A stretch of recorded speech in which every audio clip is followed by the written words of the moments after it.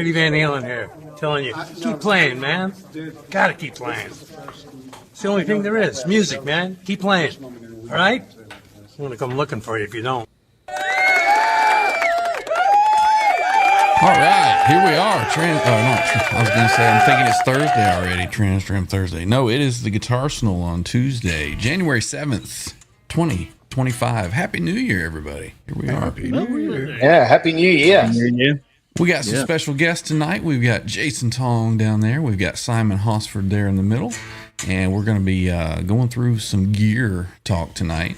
We've got John right there with the Headfirst Alta. And that's Mark II, right? Woo! Mark II.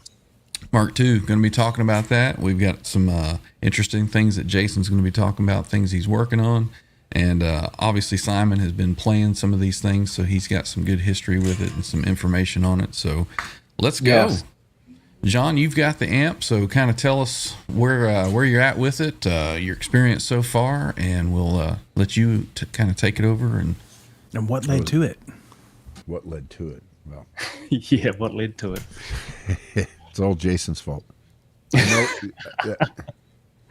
We when I got it, I plugged it in just straight in, hooked up a cab, plugged it in, turned it on, and hit a couple of chords, and I was almost pissed off at Jason. I'm like, this fucker. how many amps have I been through and all of that sort of thing. It's like I said, if I ever had a signature amp, that's it right there. It's like tailor-made for a guy like me. So, and we all know here on the channel that you've been through a couple. You had the, we're not comparing, but for you personally, you had the Friedman BE100 Deluxe. Mm-hmm. Then you went with the Shure SL 68, the Mark II version, I guess. Mac 2, as Simon says. Did you find that those two amps were very, very similar in the way that they felt? Kind of, you hear if you're going to play a Marshall or a Marshall type amp, you better know how to play because you have to, be really articulate with it. There was some similarities for sure, but I would find that I found that Dave's amp, the BE100 Deluxe, is more, I think the circuit, and Jason will correct me if I'm wrong, I think the circuit is more akin to a plexi circuit as opposed to... Well, everybody says that Friedman makes the best Marshalls now, so... Or as opposed to what this is, which is an 800 or an old JMP type of bass, we're not talking clones here. So when I had Dave's amp, it had all the switches on it, the SAT switch, the FAT switch, the different voicing switch, and the same thing, the depth and the presence to tune the power amp section. But I could never get it to sound what it sounded like in my head, what I wanted a Marshall to sound like. It was almost like it was too clean or too saturated. Nowhere in between. And it's not, it does what it says on the tin. It's about me kind of finding my way with it. And as far as it, it's a preamp based amp, so it didn't do what the SL68 did. And what the SL68 did was fantastic. But you had to crank it. No, because it had the post-phase inverter. Oh, that's right. Volume. But it did one thing. Does one thing. Yeah. And it's the best at it. Dave's amp, nothing like it. This amp is nothing like it in the way it... What would you say, Jason? How it feels under the fingers, or how it does its thing? I mean, it's one of those things that's, as you probably just said, right? You kind of got to play it to understand it. But this was a circuit that, as you say, right? Clearly, Marshall inherited, like Marshall bass. And people say Marshall, it can mean a lot of things, obviously, because Marshall didn't just have one circuit or one amp. Well, they stopped at 800 and then Well, Yeah, well, even that's right. So Trey's got a 900. Come on. Even the 800 is a series, Yep. and inside that series of amps were a whole lot of different models, and the models are quite different actually. We like to talk about 2203 and 2204, the 100 watt and the 50 watt master volume, which is a circuit that first appeared as in the JMP, as you said, John, right, and then got carried over into the 800. So the very first years of the JCM 800s were essentially just cosmetic. It's just a different box inside the amp, basically identical than what was in the JMP, the late 70s. But in the 800, I remember looking this up one time because it was a question that I got or something like that. I can't remember, but it's like 10 or 12 different actual amplifiers under the JCM 800 series. And you guys will all remember and know that, towards the end of the 800s, they released their first split channel or two channel amplifier, which was, first came out as a 2205. And then I think the model number got kind of moved into 4410 or that series in there, which was still called JCM 800s. But that circuit has diode clipping in it and all kinds of things, and it's completely different than the earlier. When people talk about 800s, they normally mean a 2203 or a 2204. Right. So yeah, so within the Marshall thing, it's just such a broad spectrum of sounds. The BE circuit which features in a lot of Dave's amps, right? That's his signature, signature sound, isn't it? And he will adjust it based on the power section that it's pushing into, and perhaps what that particular amp is geared towards. But the core architecture there is in the BE is it's set, right? He created it and it's set, and essentially in channel 2 or the BE channel, it's an extra gain stage out the front of a plexi is the way to think of it. Okay, that makes sense. Yeah. So it's three gain stages, because a plexi only has 2 gain stages, and then the cathode follower, then phase inverter and power set, the power tubes. Yep. When you put a gain stage out in front of that, then obviously you have 3 gain stages, cathode follower, and then the power tubes. And the first, when Marshall came out with their master volume amps, which was the 2203 and 2204, that was 3 stages straight out of the box. Okay. So the way that a master volume was introduced into the amplifier, and to still allow you to get some gain, was they added a gain stage in the preamp. Right. So when you think about a plexi and an 800, that's why it's got a master volume and still generates gain, even if you have the volume down. They do open up obviously and sound better when they're louder, but right. At the same volume, an 800 or a 2203 has a lot more gain than a plexi. Down low. Oh yeah. Oh, absolutely. Yeah. Down low. When you turn them up, it's a different animal, right? But so John, you're right. The channel 2 in these amps, right, in the Alta, is based around that 2203 kind of architecture, if you like, right? So it's 3 gain stages straight up. And I think that you had mentioned the first time that you were here, which I wasn't able to make the show, but and thank you guys for coming back as well for a second time, second go around. Of course, anytime. I think that you had mentioned that you made this amp kind of for yourself and the sound that you heard in your head. Yeah. So, as far as the development of the amp, I think you had mentioned too, you had changed over to the second iteration here.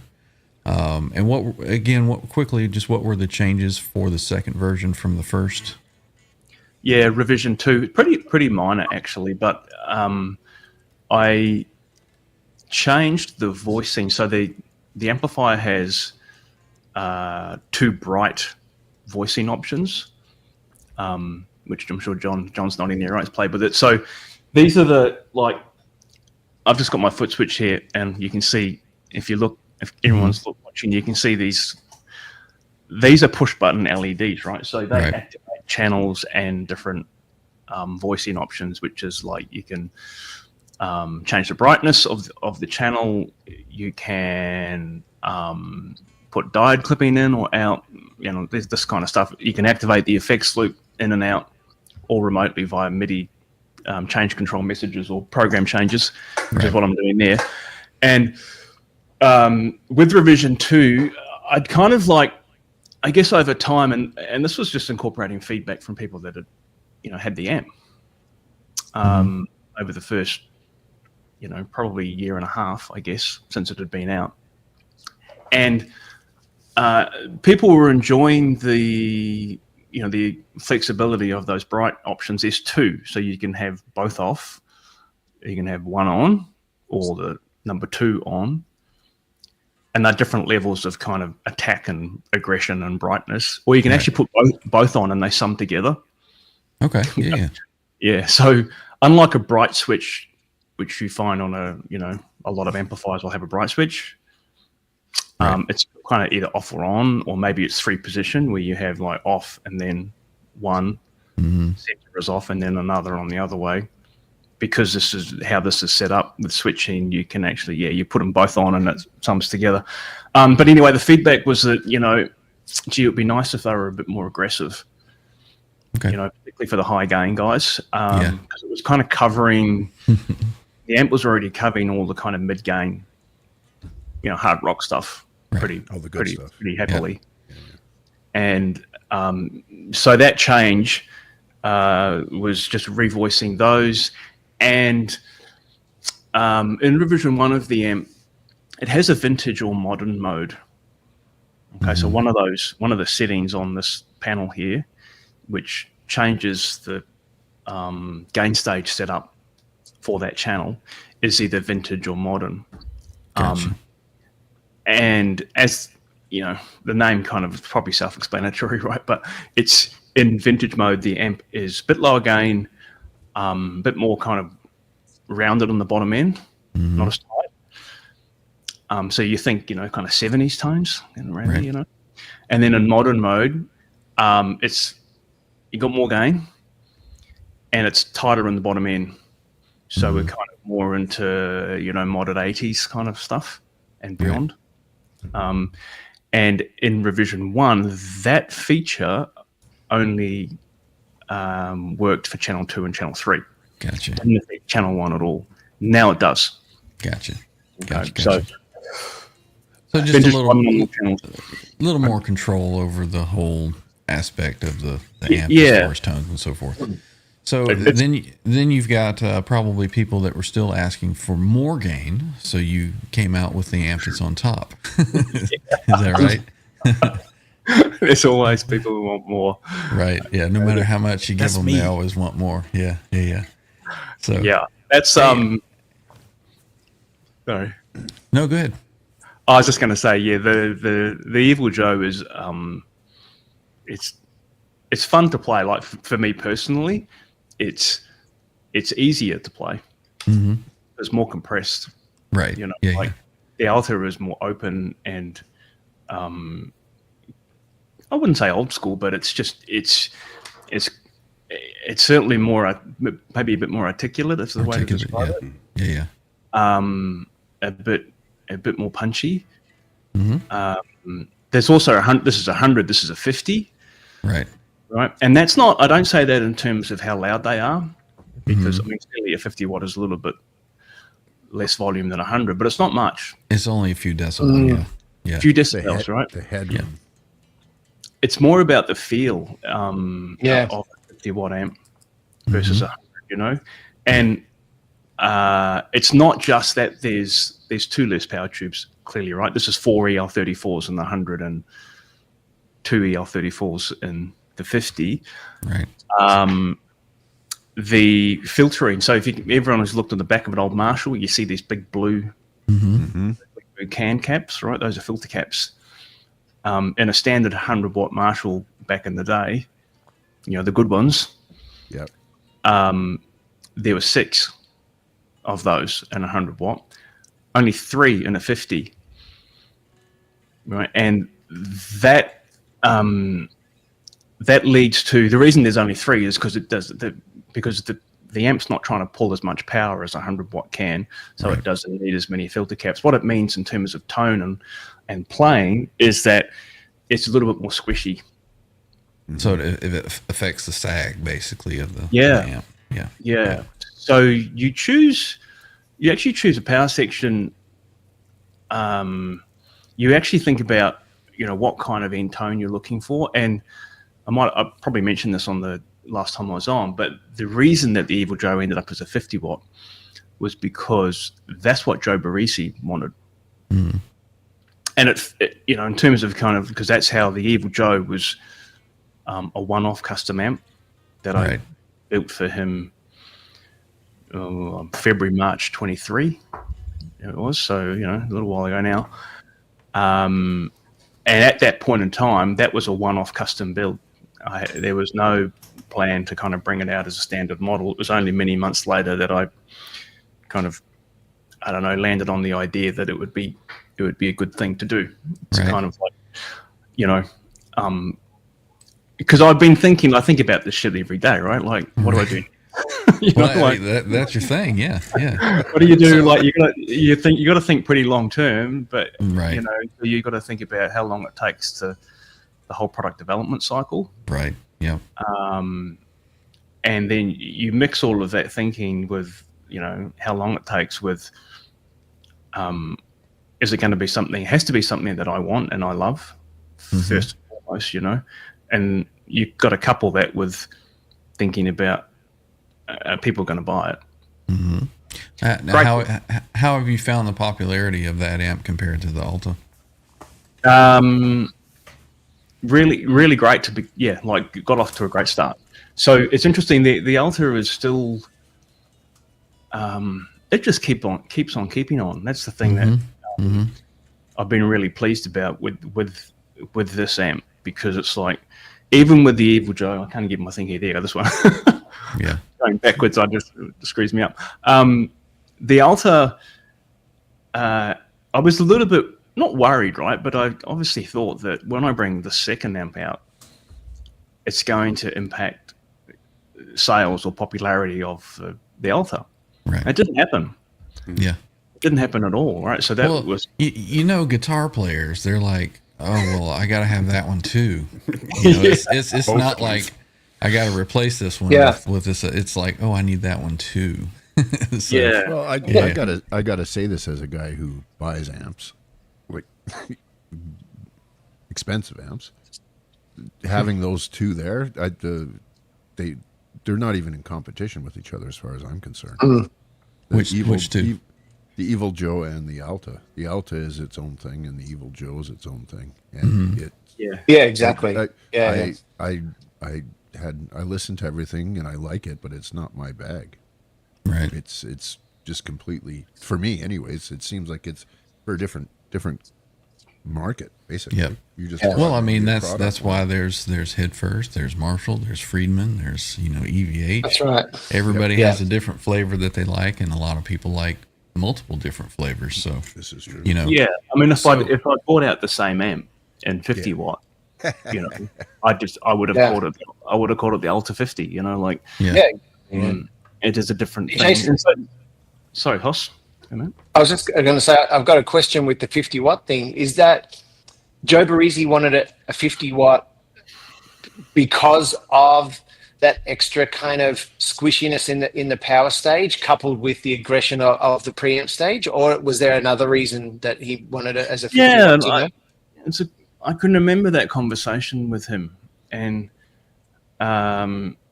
because by the way you described the amp generally, and obviously I've had the pleasure of playing it and hearing it, because of that compression that you talk about, and that more aggression.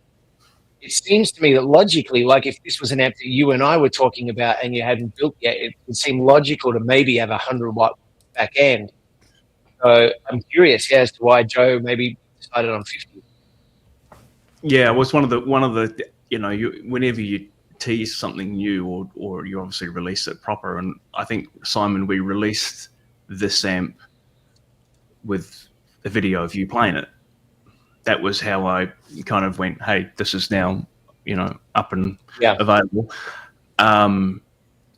You end up with a bunch of questions that come back pretty quick. And one of the very first questions that I got was, will it be available in 100? Right. Yeah. Hey, Charles. Definitely people out there that will only buy 100-watt amp. Yeah. It doesn't matter. So let's buy 100. It's like people that buy V8 cars or whatever, It's got to have a V8. That's John up there for sure. Yeah. Yeah. And is that scary for you as a designer and a builder to have a new product that's bespoke and then maybe not be addressing that part of the market? Because as you say, there are people that it's 100 watts or nothing, Well, there are, but I thought to myself that, if someone's dead set on a 100-watt amp, then, I've got one. Mm-hmm. And then you also think long term, I start thinking in terms of multi-year product development cycles, and who knows where this goes, but I can see us with 3, 4, 5 models in the lineup, not so. In other words, there's still room for an amplifier that appeals to this market that could be 100. But what Joe said to me at that time was, because I'll just talk a little bit quickly about the backstory of how that happened. I probably mentioned this last time, but there might be a few new people listening. And Joe had contacted me on Instagram because he had just built himself a 100-watt plexi from a Mojo Tone kit. And, why is a world famous heavy metal producer building 100-watt Marshalls, from scratch? Because he likes to understand how shit works. Yeah. Right. Because then he explained all this to me and it made complete sense, right? He likes to know enough because it helps him get tone, unique sounds, right? He wants to know enough about how the stuff is working so that he can cope, of course, different things out of it. And once he built this 100-watt plexi, he realized, of course, this is no master volume on any of this thing, right? It was just wide crushing. 1959 super lead. I mean, he's got an environment where you can turn it up. It's all good, right? He's got a recording studio. But of course, it's a one-trick pony, and it's a fucking loud pony too. Mm-hmm.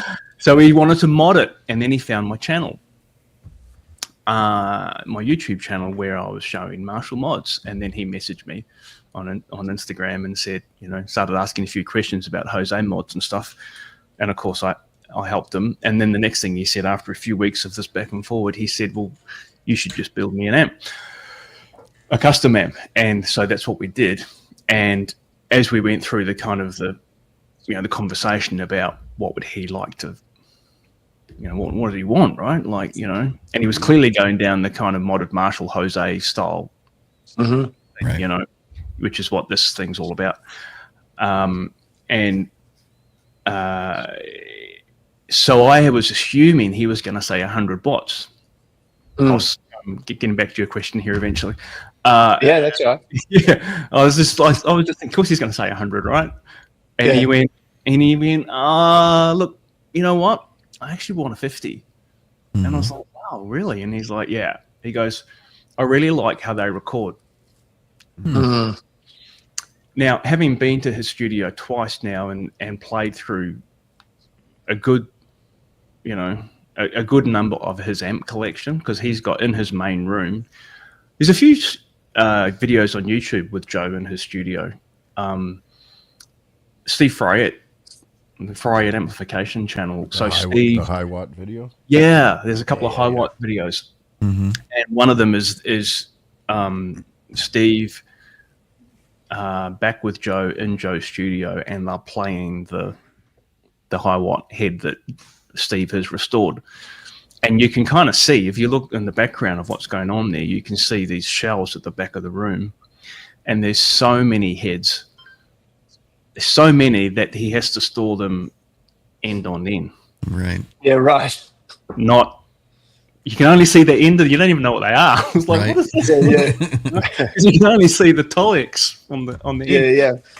And then that's at one end, and on the other side, which is the long wall in the main room, is just cabs and amp heads just stacked one after the other after the other. So I don't know. He's just got tons of heads in there, and a lot of them are 100-watt heads, no doubt. Yeah. You know, Wizards and Marshalls and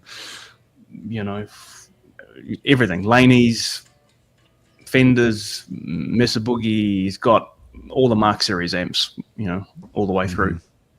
Every Right. stripe every color you name, he's got one. Like, he's got everything. So going back to the thing, and I was like 50, and I was like, oh wow. And he's like, well, yeah, like I actually really like how they record, and he's got tons of 100-watt options. The other thing that I found out about Joe, and kind of speaking with him and trying to get a sense of what he likes, he's a huge fan of Bogner.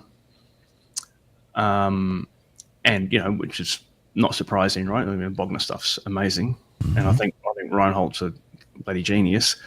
But he's a huge fan of the Snorkeler, and That sounds great. that amp and that sound, because he identifies that with obviously Jerry and early Allison Chain stuff, and That's he the recorded and facelift amp. produced.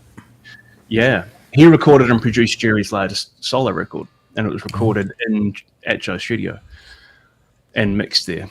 And that's, I mean, he talked to me about all that stuff, right? That's the old, a lot of that stuff was the Snorkeler amp, and also Fish. Jerry's got a Fish preamp that was modified by Reinhold. Yeah. No one really knows whether it's the same circuit as the other Fish preamps that were out there, but definitely From what I've read, the Shark channel has been modded to a Snorkeler channel. right. I think there's a picture I saw where you can see both of Jerry's rack, fish units, and they've got a extra knob on there that the standard ones don't have, and it's in the Shark channel. Right. Interesting. I wonder if, because I've studied, there is some information on the internet about the Snorkeler mod, the original what? amp. Just Michael Nielsen on the weekend, he just released a video with the Snorkeler and the modded Fish preamp. Oh yeah, I haven't watched that yet. I've got that in a saved Yeah. thing to watch. It's in the queue.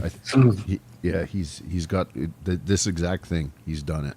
So I was interested in what his conclusions were, but speaking with Joe about the Snorkeler, and that's a 50-watt. So obviously Reinhold's brought that out as a standard production amp now. Wasn't Joe's original Snorkeler a combo, a 50-watt combo? How it started out? I'm not sure. Possibly. I mean, I think that the photos of that amp that's kicking around on the internet, it looks pretty. I don't know. Looks like it's. It doesn't. It looks like its shell was made in like grade school workshop or something. I don't know. I think I remember reading that some years back that original, that Joe's Snorkeler started as a 800 combo, 50-watt combo. Right. Okay. So you were Well, talking that about makes sense. Yeah. you had assumed that he was going to want 100 watts. So you actually made 100 watt, according to this question. Oh yeah. here? So this comment, this question here. Hi from Melbourne, Australia, Jason. Yeah. So I wonder who Melbourne guitarist is. So yeah, I did. So I did the one-off amp for Joe. It was a 50-watt. It was EL34, kind of Marshall, pretty standard Marshall power amp setup, and a couple of guys.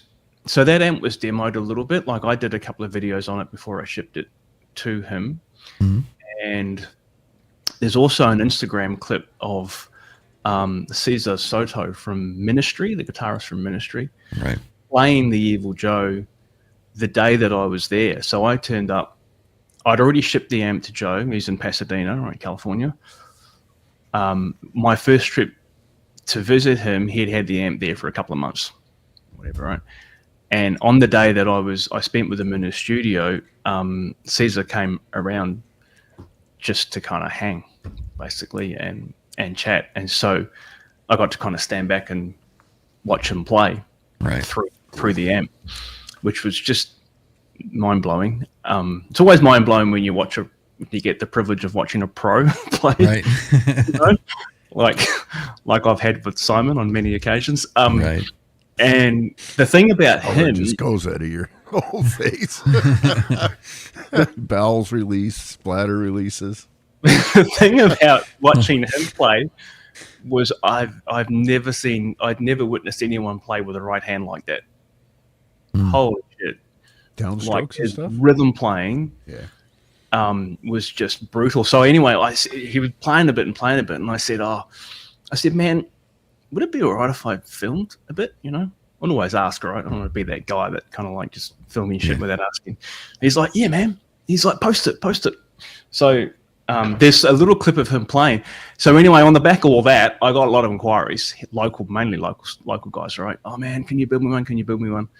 So I said to Joe, I actually said to him, this is before I even thought about bringing it out as a standard model. A couple of guys just want me to do a one-off, you know. I said, are you cool with that? And he's like, of course, go for it. So I did do, by request, I don't know, maybe 300 watt power sections. It's the same amp, but with 100 watt. Right. Turned out great. Yeah. It's cool. For the circuit though, I prefer 50. What did you find was a little bit different that you preferred the 50 over the 100? It's just a little bit more forgiving under the fingers. You know, like again, just for the compression aspect. Yeah, because this is a more, and when you know, you shouldn't confuse compression with kind of flubbiness, if you like. Like it can still be articulate and tight, but it feels it's a bit easier to play, you know. And the hundreds, and I think you could say this about many amps, the hundreds are always a little bit stiffer. Well, it's like when you put your diode circuit, like the clipping circuit in on the head on the Alta.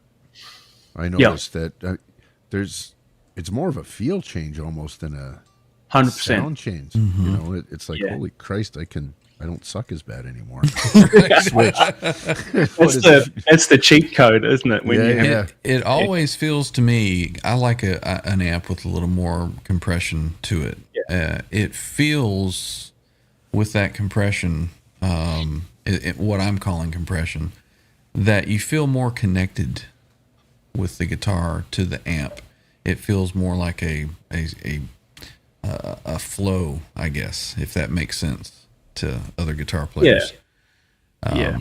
With something like a Marshall, you know, Marshalls sound great. Me personally, I've never gotten along with them because you actually have to work to play and make it sound good, you know, and I'm just not that kind of player. I get that, you know, and that's what I like about the 3-channel EVH stuff is it's got, you know, loads and tons of that more gain and more plus. Yes. Yeah. Well, it's just easier to play. Yeah, 100%. I mean, and that's you know, very much an EVH themed group here. So you know that whole thing with the Variac on the Plexi that Ed, you know, discovered. I'm sure anyone who's tried it, the change in the feel between running your amp at, you know, a super lead at full mains, you know, 120 or 240 here, and then down at 90, or we'd dial it to 180 here. The change in feel is enormous, right? It becomes so spongy, right? And like that, you know, that kind of difficulty that, you know, the wrestle that can happen when you're playing an old Marshall. Yeah, it just softens out, you know. Yeah. Well, the SL68, the one I had, it has that built-in Variac. Yeah. And That's all I played on. I put it on the full thing. Fuck that. No. The only guy I know who plays as SL68 in the high mode is Simon. Right. Of course. Yeah. Hey, but before we get too much further into the show, I want to say thank you to the chat, everybody, for coming in. We're kind of involved with a lot of the deep discussion here, so sorry for not calling everybody out who is here and saying hello, but I want to say hey to the whole chat. As I see questions, I'll try to grab them and put them up. So feel free to put some down. If you want to super chat one to make sure it gets asked, you can do that as well. I see one here from Joe. He says, depending on the amp design, what speakers do you prefer? I think that makes a lot of difference. Yeah, that's an awesome question. I've been going down that rabbit hole actually in the last few months because I just I always defaulted to greenbacks very much, and V30s, like just the standard stuff, Yeah. But I have actually been exploring that a lot and a lot more kind of detail and experimenting. Because I think it's just something I wanted to get my head around a bit better in terms of all the different variations, like the differences with the Creamback 65 and the 75, the old GT 75s, the GTM 65s, and all these different, Celestian models. I kind of wanted to, explore that at a bit more detail on this. And that was really the catalyst for that was because very shortly, we'll have 4x12s available. I was going to ask if you were coming out with the Headfirst. Yeah, awesome. That's great. Real soon. They're in production at the moment. So very cool. So tick me down for one, Jason, please. Yeah. Yes. In red, if you can do that. Yeah. Oh, absolutely. So they're going to. Well, they've been manufactured in the US. Okay, so for probably obvious reasons. So freight and all the rest of it, it's just It's crazy, isn't it? Yeah. Yeah. So those have been manufactured in the same factory that built all these cabinets. That's Kyle at KSR, in Ohio. So Kyle is. I do have to say that the workmanship on this head shell, the amp, and everything is flawless, absolutely flawless. Yeah, cool. There's nothing out of nothing. It was perfect, right out of the hop. So it's critical, it's one of the things that my business partner Shay from Monomyth, and we've been on this journey together. We help each other out, and a lot of the things that we order together in bulk. So whether it's transformer orders or tube orders, stuff from Kyle at KSR, we're often putting in orders together so that we can kind of share in some economies of scale. And that quality aspect, it's just so important. And it's probably one of the reasons, well, it's definitely one of the reasons why we ended up there, because we had tried a few different other places, right? In the early years, like the earlier, if you go and buy an Alta from a couple of years ago, kind of revision 1 stuff, it's not, that stuff wasn't made at KSR. It's still the same amp, same transformers. I still built it, all the rest of it, right? But the cabinetry and stuff came from somewhere else. If you can find one, when John was talking about getting that amp, and I had seen some of your stuff going back even a year and a half ago, where Michael Nielsen had some on his channel, and I think I saw other stuff. When John started talking about getting his, I was like, what? I would really like to try one. I said, well, let me see if I can find maybe a used one. No, you can't find one. Anyway, then I went to your website to see, if you had stock available. And it's like, out of stock. You notice I didn't say anything until my order was in. That was very much on purpose. Right. I knew we were getting right at the end of the run. Yeah. So evidently people that buy them like them and they keep them. They're not wanting to get rid of them. So they do come up. Look at, I'm obviously thankful that there's not heaps of them on the secondhand market all the time. They do They do move though. I mean, at any point in time, if I look hard enough, I could probably find one. Mm-hmm. Maybe it's on Reverb, maybe it's on one of the forums or whatever. But Mm-hmm. in the whole United States, there might be one on the secondhand market at any point in time. Yeah. Well, I would look forward, and I'm sure you would too, the day that I can go down to my local Guitar Center and try one while it's there, because they're a normal stock item. So I'm sure. Maybe that's some of your goal, or not. You want to stay smaller and more. Yeah. Look, it's a good question, right? And again, one of these things that I think about a lot, and Shay and I talk about a lot in terms of our business models, because we're following the same pathway. I'm not. I mean, I understand that it'd be super convenient, players, right? You go into a guitar store and kind of play amps, but I think a lot of buying decisions now are made on YouTube, aren't they? I think a lot of people are buying things because of demos.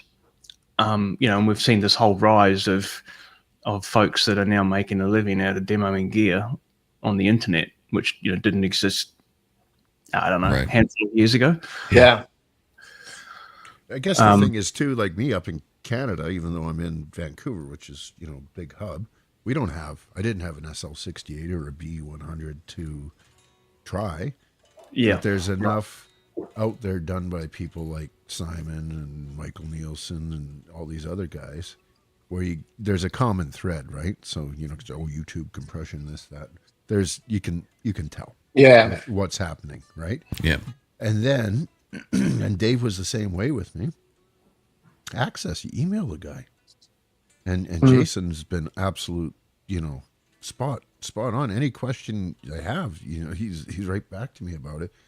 And by time you actually, you're, first of all, what else is out there that will compare to something like this? That's there is no production amp that'll do this the way this does it, right? Mm-hmm. So by the time you get that far down the rabbit trail, you kind of know what you're after, right? You don't, right? And the feel thing, like I understand what you're saying, Ryan, but the feel thing, I very specifically asked Jason about, and told him what my experience of the SL68 and the BE100 was, and he was straight goods with me about all of it. And the decision I made was a hell of a lot more informed than going to Long Equator Guitar Center, plugging it into God knows what cab, and going chug at a low volume. You know what I mean? Well, direct access to the guy. Yeah. Yeah. But will it get to a point where it gets so popular that not everybody can do that? Yeah. Get directly with you, Jason, and say, okay, this is what I want, and this and that and this, and is this going to be the amp for me? Yeah. Look, it's this is one of the questions that I've sought advice from Dave Friedman on. Because he's been in the game a hell of a lot longer than I have, and he's always been and continues to be super helpful, and like he's a mentor, for me. Such a good dude, man.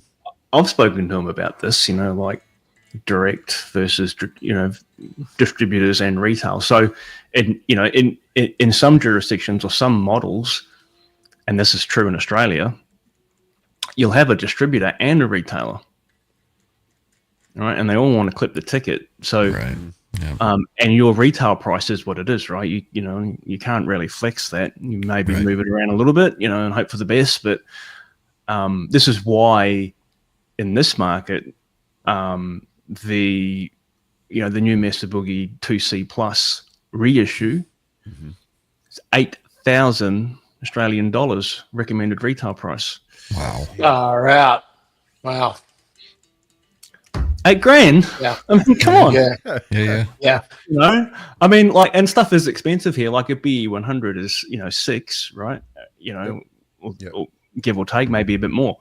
But $8,000 for that amp, and what in the US, what is it? 3.3 or something? 3.4? I can't remember, something like that. Can't remember, but so that's because you do have a model here for a lot of those brands where it's a wholesaler will bring it in. Mm-hmm. 3,600 is the Yeah, 3,600. Okay, thanks, John. So they might be taking 20%, and then the retailer 30, and then there are some retailers that are big enough here that they bring it in direct from the manufacturer, but they'll still take 30%. So Dave's always said to me, he said, if you're selling stuff and building your brand, and you're doing it as you are, like through the internet and through your YouTube channel and using influencers and so on, don't do it. Stay direct. Mm-hmm. That's the future, man. So his advice to me is not to do it. And I right now I agree. If we get to the point where the stuff's in a factory and getting made by other people, right, on a production line, that's a whole different thing, and I'm not convinced I want to do that. Right. Yeah. And the return on investment, I mean, it's true, at least in my experience here in Canada, doing business, actual, providing service business, is the cost of making it big and making it accessible to everybody. The ROI is you need to make it quite big. Yep. And you need to invest a fuck of a lot into it before it starts paying for itself. It's a fine line with the growing pains, the profitability, and the quality of the product. So we see where you're coming from. So, John, you had a lot of support, you said, from Jason as you were hooking up your system and kind of going back and forth and getting it to work. So maybe it's not done. Nope. So tell everybody exactly what you're doing with your system there now, because we've all heard it so far and it sounds fantastic. So you want to go into that just a little bit? Sure. I'm going to change this background. So when I got it home, I plugged it straight in, played it, and it was the best thing I ever heard. Cab that I'm using is 2 greenbacks and 2 V30s in it, and right away it's there. So the idea is, how do we do what we do here? Because I could go a true wet dry wet setup, because I have this, and then I have a power amp and three live cabs here, and the mics and the ability to get it in. But it sounds so damn good. It's like I'm not going back to the Fractal. I don't care. I got to figure out a way to get this into the Rodecaster and out to you guys all the time, because it's honestly it's depressing to go back to a modeled sound after after the feel and all these things that nobody out there knows or cares about. Right. But as a player, the feedback that this gives me, and the confidence and the smile and the excitement I have to play the same songs over again and do that, it's huge. Yep. So, John, can I ask a question just about going back to one of the first comments you made about when you first played the amp and you went, "This is me." Yep. This was made for me. Yep. How would you describe, your tone background, or what is it about what tone were you searching for, or I'm trying to kind of pinpoint this to people with that background, or with searching for that thing. This amp was, it nails it for them. Right. For most of my semi-pro career, I used an 800 and an SD1. Right. And at the time, this fucking thing, blah blah blah. All the complaints you have. It doesn't have enough gain, and it's bottom end's too loose, and I got to jack this and all. And I went to had a Bogner Ecstasy, and there was this low mid thing I couldn't get on with. It sounded great. Yeah. Dave's amp, SL68. But basically, the Marshall guy. That's the or the 800 and I had a 77 JMP 50 watt. Loved it, but it didn't have the girth. Yep. That makes sense. The headroom, I guess. So it's always been what I thought the ideal plexi sound would be, because you hear it, but you play it, and it's like, oh fuck, no. It's a great idea until you turn it on. That's right. So this one had the tone and the feel of what you were looking for, basically, and the versatility. Mm-hmm. Yeah. Now, I'd be curious to know what was the first riff you played through the amp, John? It was just an A chord, man. It was the John DeShane Drop C Extravaganza. right?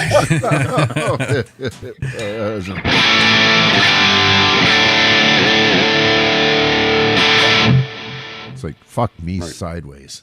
Ooh, yeah. And that's just channel 2 with the clipping diode on, right? Mm-hmm. Now, do you find that that's where you live mostly, is right there on that? No, that's the really cool thing is I've got 6 different scenes or setups. When Jason was switching around there, it's like that's a language that alto readers can read. What he was doing there. Yeah. But yeah, I mean, it's channel 2 is like if I'm doing any sort of cover tunes, it's generally somewhere there with either the clipping on. I keep mostly in the vintage mode because I like that, but that comes back to this. So we'll get back to how this is all happening. I went and got a Captor X, and I asked Jason about it, and he said, well, I'll get the Sir. And I'm like, okay, I got to prove this concept out, and there's not Sirs here anywhere. So I bought that, got it hooked up, and it was like, okay, so now we've got this in here, and this is what you guys hear is the Captor X. And getting the signal path straight, and then, of course, me figuring I'll just go wet, dry, wet, so I mic'd up my real cab here and put that into a third channel, but you can't really mix the digital back end with the analog because there's latency and causes phasing and all that stuff. Right. So anyways, the long and the short of it is this was proof of concept, and it sounds really good. It sounds awesome, but it really does knacker the bottom end, I find, compared to a real cab. So I found, and again by Jason, he says, go out and get a Sir reactive load, not even the IR one. So I found one, and it should be here next week, or whatever it is, and that should, with some good IRs, should bring back in that bottom end that I feel it's missing. But it still sounds great the way it is. Right.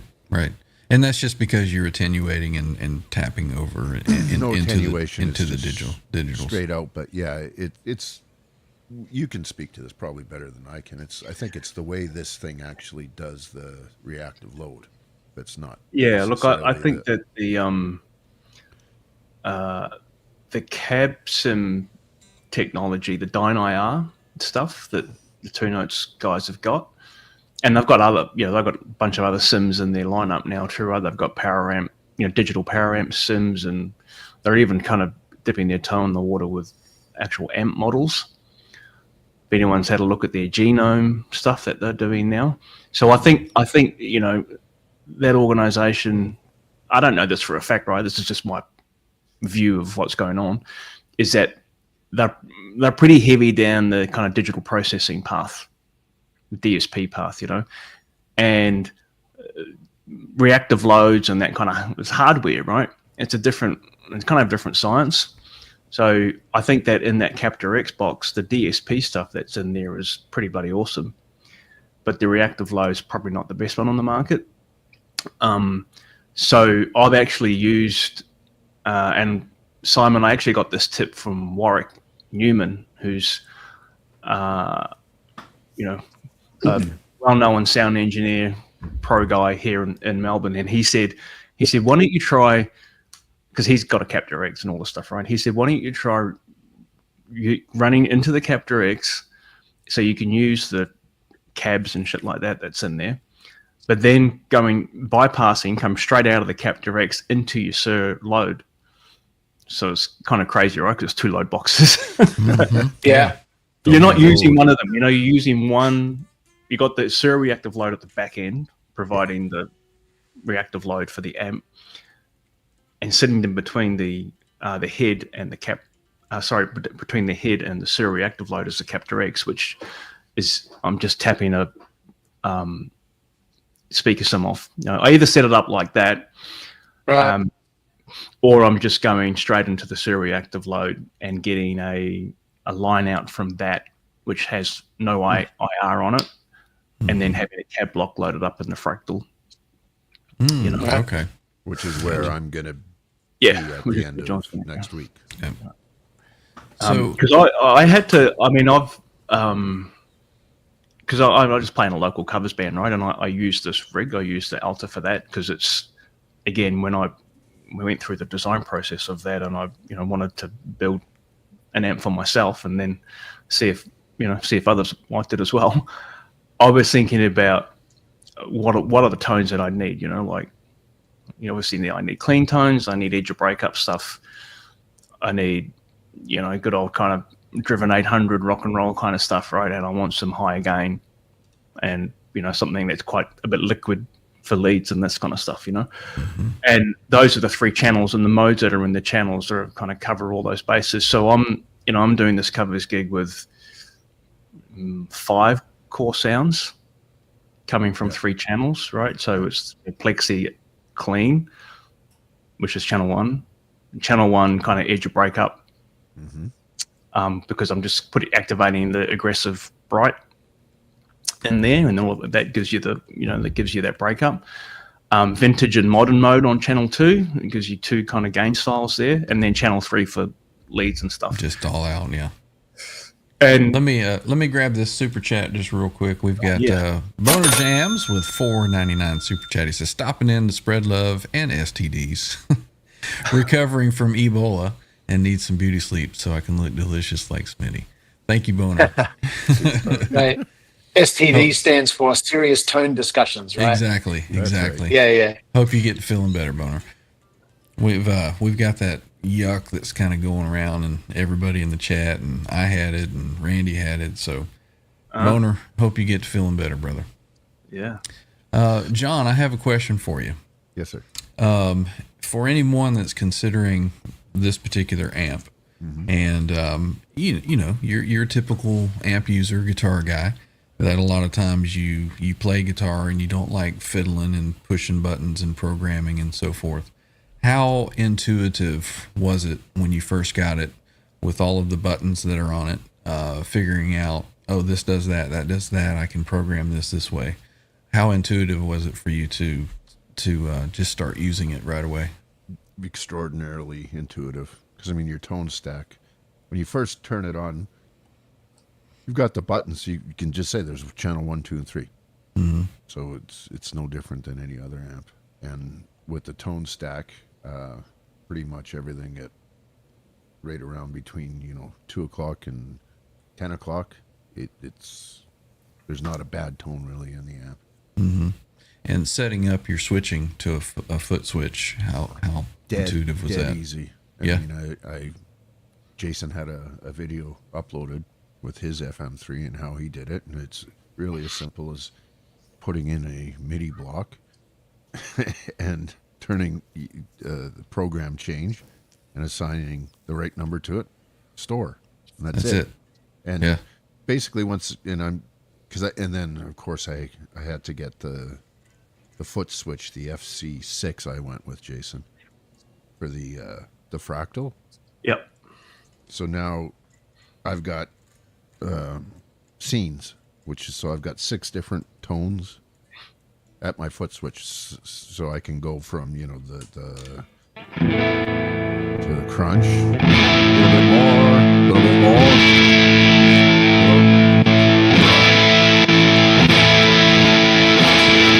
and a lot more.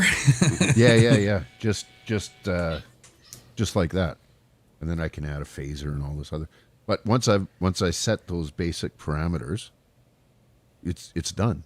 And if I'm fucking around there and because once the SIR comes, it's going to change how this all sounds. So I'll just maybe add in some bright caps, because I find this thing quite high-endy sounding, add in some of the bright caps, and you hit store, and it's done. It is Easy literally, if an old dinosaur like me can do it, anybody can do it. Right on. How long does it take to get an Alta 100 from Guitar Man 45 Bow? So, kind of doing them in runs, like I guess, kind of like a batch of builds. Batch of cookies. Yeah, well, it's kind of like,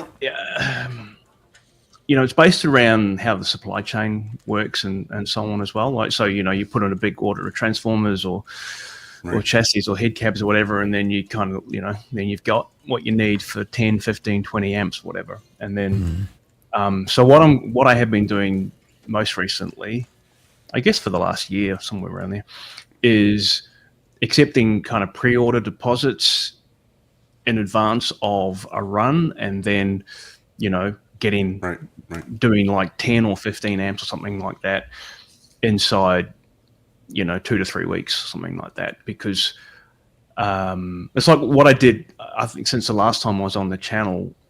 I might have talked about this, right? But I actually went to the US and spent 2 weeks with Shay working in his workshop in Indiana to do a run of builds, which is all about, solving the problem of living in Australia when most of your market is in North America. To the mountain. And rumor has it that there may have been a video of you playing that amp that John has while you were here. It was awesome. It is actually, that's actually John's amp, 100%. Cool.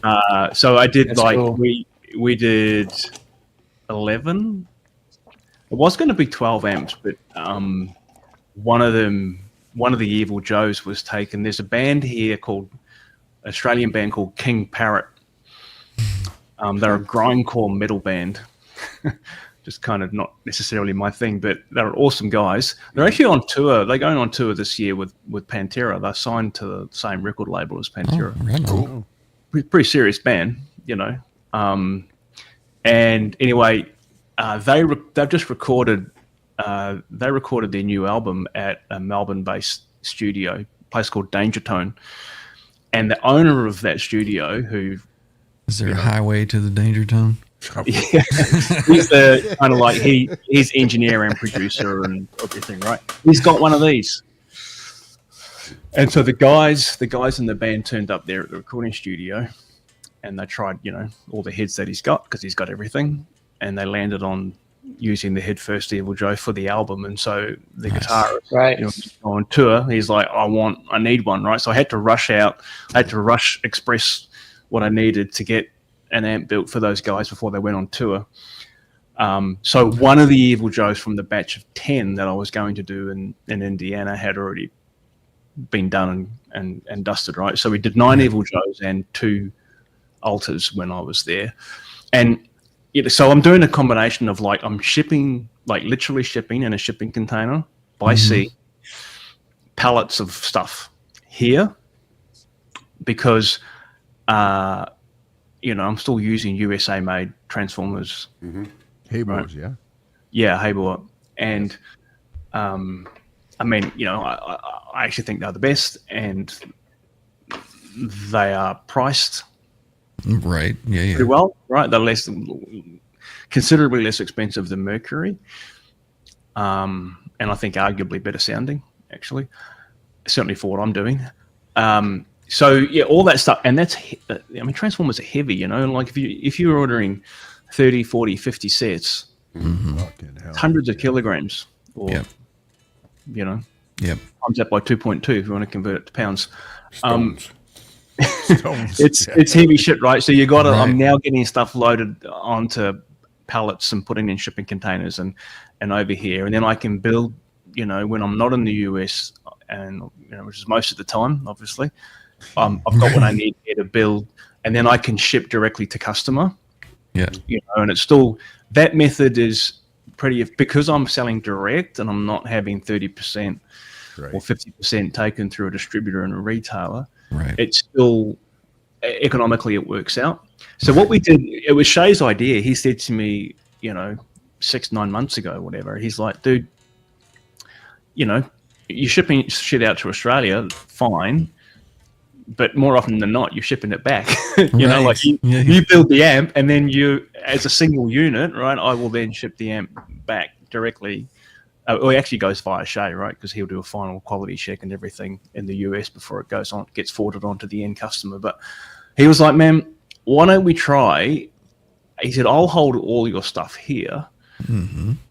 You can prepare all of your main circuit boards and everything. I can do all that here in advance, which is what I did, right? I hand populated all of the componentry into the circuit board for all of those amps. I did it here in my workshop. FedEx those over to Indiana. So when I arrived, it was right at the end of November. I think I actually arrived in the US on Black Saturday, just after Thanksgiving. Okay. And everything I needed to build the amplifiers was there. Right. So this kind of, doing these kind of runs is kind of how I'm doing it. So we're doing a run of amps like that, it's probably once every 2 months, give or take, right? So the next run of amps will start at the end of January. I'm just looking at the date here. So it'll be the 8th of January here. Plan is to be building, come 1st of February, we'll be building the next run. So that means get your order in now, Bo. Yeah, he wants one in purple, Jason. Oh, yeah. Yep, can do. No one's got an Alta in purple. There he is. Yet. Since John has the red one, he'll need the purple one. Yeah. Can you do other colors as well? Yeah. I got a guy, US guy who has who's getting in on the next run, the run that's coming in February, and he wanted Black Comet, which is the the Bogner. Yeah. You see on the Bogner amp. Yeah, that black Tolex with the comments on it. Yeah, you get everything. Cool. So if there's, if someone wants a custom, custom finish, as long as it's done in advance, it's fine, right? Right. I think Arkansas had your link in the chat there at some point. Arky, if you could put it back in again, I'll put it up. So you fly to the U.S. 5-6 times a year? Did it tentatively twice in 2024. Right. So I was there May and then again early December. Right. Plan for this year is not set, but it'll be 2 or 3. Yeah. Probably not 5 Do you times. at least build in a business class flight? Oh yeah. You have to, man. Fuck. Oh man, so in my old career as an IT writer, I used to fly business a lot, but now I'm doing it myself. It's a whole different animal. When I went in May, I did economy there and back, and on the way there, I kind of was all right. I kind of dealt with it, but on the way back, it was just unbearable. You're like, I'm never doing this again. I'm never fucking doing that again. So this time, I actually booked. Incrementally it goes up a lot, right? But I actually booked premium economy. So Qantas has, I don't know if you have it on other airlines, I'm not sure, but Qantas has this kind of premium economy, which is kind of literally in the middle of economy and business. Yeah. It's worth it though for a long flight. The seat by the emergency door that gets some extra leg room. Which is significantly better than economy, but it's not quite. Yeah. It's not quite Right. this. But I actually put in, so they have this thing where, so I flew up there on premium economy, which is cool. And then coming back, they actually, Qantas put this promotion around where you can bid for an upgrade. So for any unsold seats they have, they obviously put it out to all the people in the class below, and you can bid a dollar amount. And I bid the minimum. Literally the minimum, like, because a slider, right, and you could slide on the thing. How far? I was like, right on the left, and I got it. So I did fly business class on the way home. So. Nice. Oh, nice. Well, Simon, I want to get you kind of involved. Obviously, you're close by. You go over and you can play these amps. Do you own one as well, Simon? Not currently, but I've been I've been filling out my lottery tickets pretty much every week over Christmas and New Year's, thinking that Santa will be good because, I've played both of them, and the problem for me now is I thought I'd be saving for one of Jason's amps, but I think I'm going to be saving for two of them. For both, yeah. Oh yeah, Now your main amp right now is the SL68, correct? The Sewer. Not really for touring. I'm doing other things for that, but in the studio, it's a combination of things depending on what's required. But I'm using the Sir SL68, of course, pretty much all the time for any of the Van Halen stuff that I do, and sometimes for a couple of other things too that require like a plexi kind of sound. But like as you guys were all talking about earlier, the plexi is a wonderful amp, and the Sir SL68 is a great recreation of it. But it is a one-trick pony, you know. So, well, it kind of leads me to where I was going. You got the video where you're playing this, and you're going through all kind of different songs and so forth. You and Jason were playing together. And I think you guys were even mentioning in the video, you're like, the versatility of it. You know, you're like, all I did was turn the volume down and it nails this tone, or or we just move this and there it is. You know, so were you finding that amp is way more versatile compared to others that you've played with and been accustomed to?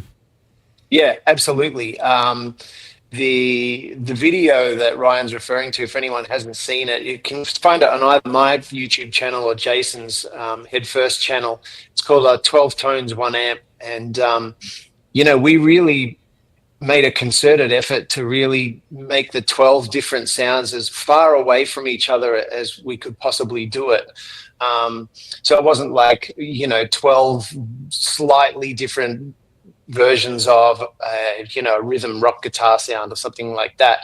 We covered metal with Meshuggah. We covered hollow body jazz stuff. We covered like crystal Alan Holdsworth style cleans, AC/DC kind of plexi-ish kind of gritty sounds, where actually was super fun. Jason and I were playing together and we double tracked it, and that came out fantastic. The versatility with the Alta is far beyond most even 3-channel heads, and that's obviously what John's finding, which is wonderful. And the other thing is, not only is it flexible in, all the options that it has and that it sounds fantastic, but you were talking about the programmability earlier. Right. Well, when we were recording that video and Jason had the MIDI foot switch there, it would literally just be a matter of he would dial in the sound the way he wanted. We'd mess with some of the, the bright switches of vintage modern mode and some of the stuff with the buttons, and then he would just hold his foot down on the foot switch on the MIDI controller, and it would store all of that just by putting his foot on the foot switch. So, super, couldn't be more easy to program in that way. And like John did just before, where you can then go through all your different MIDI switches one at a time and just, John was sort of going up in levels of gain, but there were some different tonal structures there too. And it's just super flexible. And you guys have heard the 12 Tones video, so it'll really do any. That 1 amp can do all that different stuff. That's new for me. I've never had 1 amp that can do all those different things and do them so well. That's the other thing, is it's not they're not just okay guitar sounds, and it's not just approximating those tones. We really made an effort to, and when we were recording it, whenever we were I was playing the riff of a particular person, whether it was Nuno Betancourt or whether it was Eddie, we would pull up the original recordings in my studio and actually listen to them. And then, Jason would be on the amp, like dialing in the sound. And we made a good effort to get the sounds as close to those that we were emulating. But that's only one way of doing it. That video was, I guess, in a lot of ways, to prove a point to people that that if you're going for a Nuno kind of thing, great, it can do it. If you're going for an Angus Young, Malcolm Young kind of thing, it'll do that too. And if you're going for, Eddie or anyone else, but I think that the way that Jason has designed the amp, and earlier in the chat, the question was asked, does an amp designer and builder primarily build it for themselves? And I think it's obviously that the answer for any amp designer and builder would be yes, because you have the DNA of the sound is kind of inside your mind, Right. and I think that what Jason's built there is, we did that video emulating, very popular and famous guitarists' tones, but equally, it's a blank canvas in terms of that everything you do with it sounds fantastic. So if it can do all those things, then it'll be able to also do what you hear in your head as Right. a guitarist, and I think that's Yep. what John was alluding to earlier. And I know 100%. that Jason's intention would not have been to build an amp that's what's the right way to put it? To build an amp that mimics other tones precisely. Jason's built an amp that he thinks sounds great from all his many years of experience and Right. modding amps, and also as a guitarist himself. And so I think as far as an amp that's a blank canvas for whatever someone wants to do with it, I just couldn't recommend it more highly, because it'll do whatever your 2 or 3 favorite sounds are as a guitarist, you'll be able to find in this amp, but then it'll also do another 20 more if you need it to, Yep. So I think it's worth mentioning too, for anyone that doesn't know what I do very well, that because I spend most of my time primarily as a session guitarist, that's a tool that is invaluable to me, because back in the day before, modeling and all the options that we have now, which are super useful for having 100 different tones and versatility. But I used to have to go to recording sessions, and I would take, my Fender Combo, I would take my old reissue Plexi, and then I would take a more modern kind of thing, like more of a 2-3 channel amp. So I used to have to drag all this stuff, and I would take my my 4x12 loaded with greenbacks, but then I'd probably usually I've got like a little low wattage open back 112 cabinet, and I would take that too, because it doesn't have the bottoms and it's got much more mid-range. So if I was going for, more of a combo type sound, but I wanted to use one of my heads instead of my Fender Combo, then I would do that. So anyway, long story short, I used to throw all this stuff into the car, but had an Elsa existed back then, I would have just taken that one head probably, Right.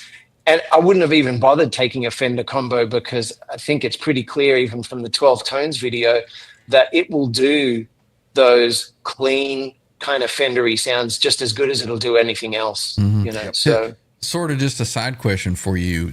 As you said, you're mainly doing session stuff. Do you go in and do you have someone say, kind of give me like a Prince Purple Rain kind of sound?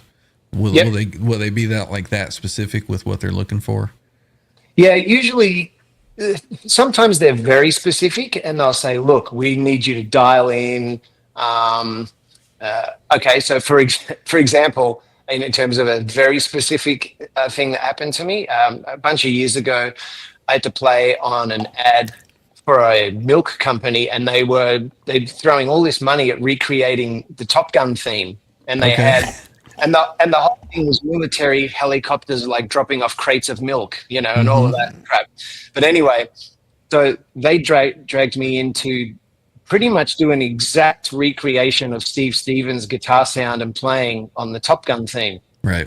So that's a case where it was really up to me to get it as close as I could, to the original. And in that sense, what kind of things you have to bring. But then sometimes they just give you some broad strokes. They'll say, we're looking for a cleanish kind of George Benson-y thing, or they might say, we want this to sound kind of AC/DC-ish. So they'll just give you sort of a rough idea, and then from there I might come up with my own things. But but it equally applies to when I'm not working for somebody, but I'm putting down my own guitar parts. And quite often what happens these days is we make records together sort of via, you know, almost the way we're talking here, where someone that it doesn't live in Melbourne will send me their bass and drum tracks and say, man, we'd love you to put some guitars on this. And depending on the style of music it is and the style of track, then it's up to me to have in my head, okay, what kind of sound am I going for this? And when I'm in the studio, and especially if someone doesn't have a big budget, and so I'm sort of doing it for mates rates, and so I don't have all week, you know, I've got to squeeze it into whatever else I'm doing for them. Not having to, because as much as possible in my studio, I like to record real amps rather than use plugins and virtual modeling and stuff. Right. I can't be spending all day re-miking different amps and messing around to try and figure out, which sound is going to work for this verse part, which sound will work for the chorus, what should I use for the solo. So having something like an alto where it's just sitting there, it's plugged in, my cabinet's mic'd up in the other room, and I can just kind of get out of it whatever sound I'm needing, even if it's, you know, it could be a Stevie Ray Vaughan thing, or it could be like a bluesy track, or it could be a metal thing. And so what Jason's really done, I think, Jason, you can correct me if I'm wrong, is taken all his experience and knowledge with a leaning to a Marshall DNA and really made it just such an incredible Swiss Army knife of any great tones over the last 30 years into one head, you know, because I guess as an amp designer, he knew it could be done. Yeah. That's some high praise there for you, Jason, for sure. Oh man.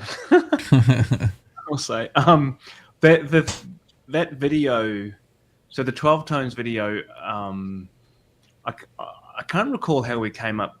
I mean, we were just chatting, weren't we, Simon? And maybe you'd suggested it, to be honest. But I remember, what I do remember about that is we worked on a list of tracks or songs, whatever, right? You know, that would showcase that kind of spectrum of tone, I guess. And a lot of it contributed by yourself because you obviously had to play it, you know. So you had ideas about the stuff that, you know, you either already knew or you get under your fingers in time, you know. But it was like, I remember the day, it was neither of us knew how close we were going to get, you know, and we absolutely did A/B. I remember sitting there and you'd cue up the actual recorded tone, and then we'd go back to the amp, and your cabinet, the 4x12 greenback cab that was mic'd with an SM57, just a single mic in that video. It's in a room that's like 2 or 3 rooms away, right? So in Simon's actual studio, you can't hear that cab. All you can hear is what's coming through the studio monitors. So it's really cool to A/B back and forward to the, you know, tone, and then I was obviously tweaking the amp. So I was surprised at how close we got to a lot of those tones, and you know, look, you know, sort of like kind of feel like I'm reflecting praise back here, but the player helps. you know, I mean, we all know this because we're guitarists. We all sound like ourselves no matter what bloody gear we're playing. For sure. Simon has this ability to. He's a chameleon. Exactly. I remember that, man. I showed up there. I'd never really seen you play much. I'd seen you play in gigs and stuff like that, right? But not just sitting there in the room just with 2 guys.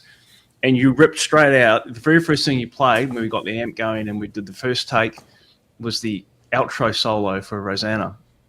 Yeah. Oh, right. Okay, that was first. Yeah, I forget which order we did it in, actually. That was the first one. I was just like, fuck. That's something. Yeah. And for me, it was the Michael Landau bit he did. It's definitely not the most flashy, not the most technically hard, but just the feel and everything that you had, man. It just thanks, John. What a beautiful literally track it is. it just honestly, I mean, that was a deciding factor for the amp. Well, I remember you sent me a DM, John, I think asking me maybe about that specific part of the video and about you were surprised. And I think your question was, is that how much it cleans up really just you rolling back the volume on the guitar and nothing else? And of course, the answer is yes.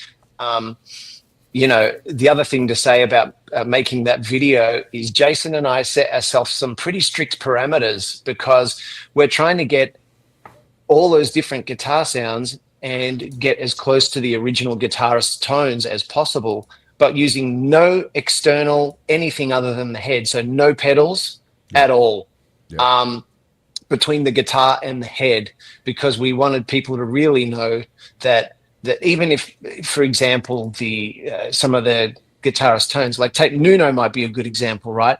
He's known for using heads, but using a rat pedal in the front, even if the gain is turned down very low. So he's almost using it as kind of a tone circuit / boost, probably not unlike what Eddie used to do with his Echoplex preamp, right? Right. So, but apparently Nuno's been doing that for years. And when Nuno was in Melbourne recently and Jason and I bumped into him, that was the same situation. He was using a Marshall DSL, but he still had his rat pedal behind the amp, right?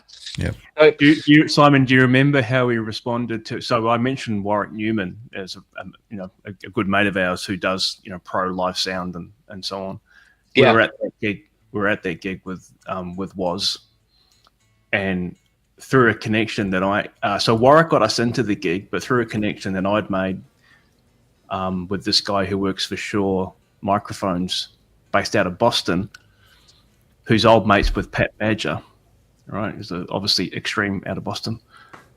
We got backstage, and so we're kind of hanging around backstage, and then the guys come out, and so Warwick is talking to Nuno about his setup, because he literally had an incredible guitar tone out front. Like we saw the gig, right? We were standing by the front of house desk, and his guitar tone was just amazing, as you obviously expect. And another buddy of ours who's a pro guitar tech and amp builder himself, actually, Simon Cotter was teching for Vernon Reid. So Living Colour was supporting Extreme at this show.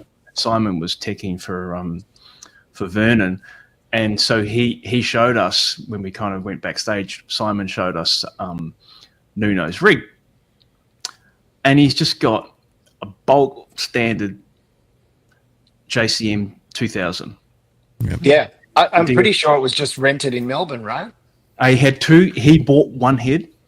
So he bought one, and then he had it rented as a backup. He had two. Yeah, right. he had three JCM 2000s. I remember they're all racked up. One is his favorite one that he carries around everywhere, and then two hired for backup. So we're obviously, we're all fascinated about the rig. So Nuno kind of comes out, just had a shower and changed and looking pretty cool.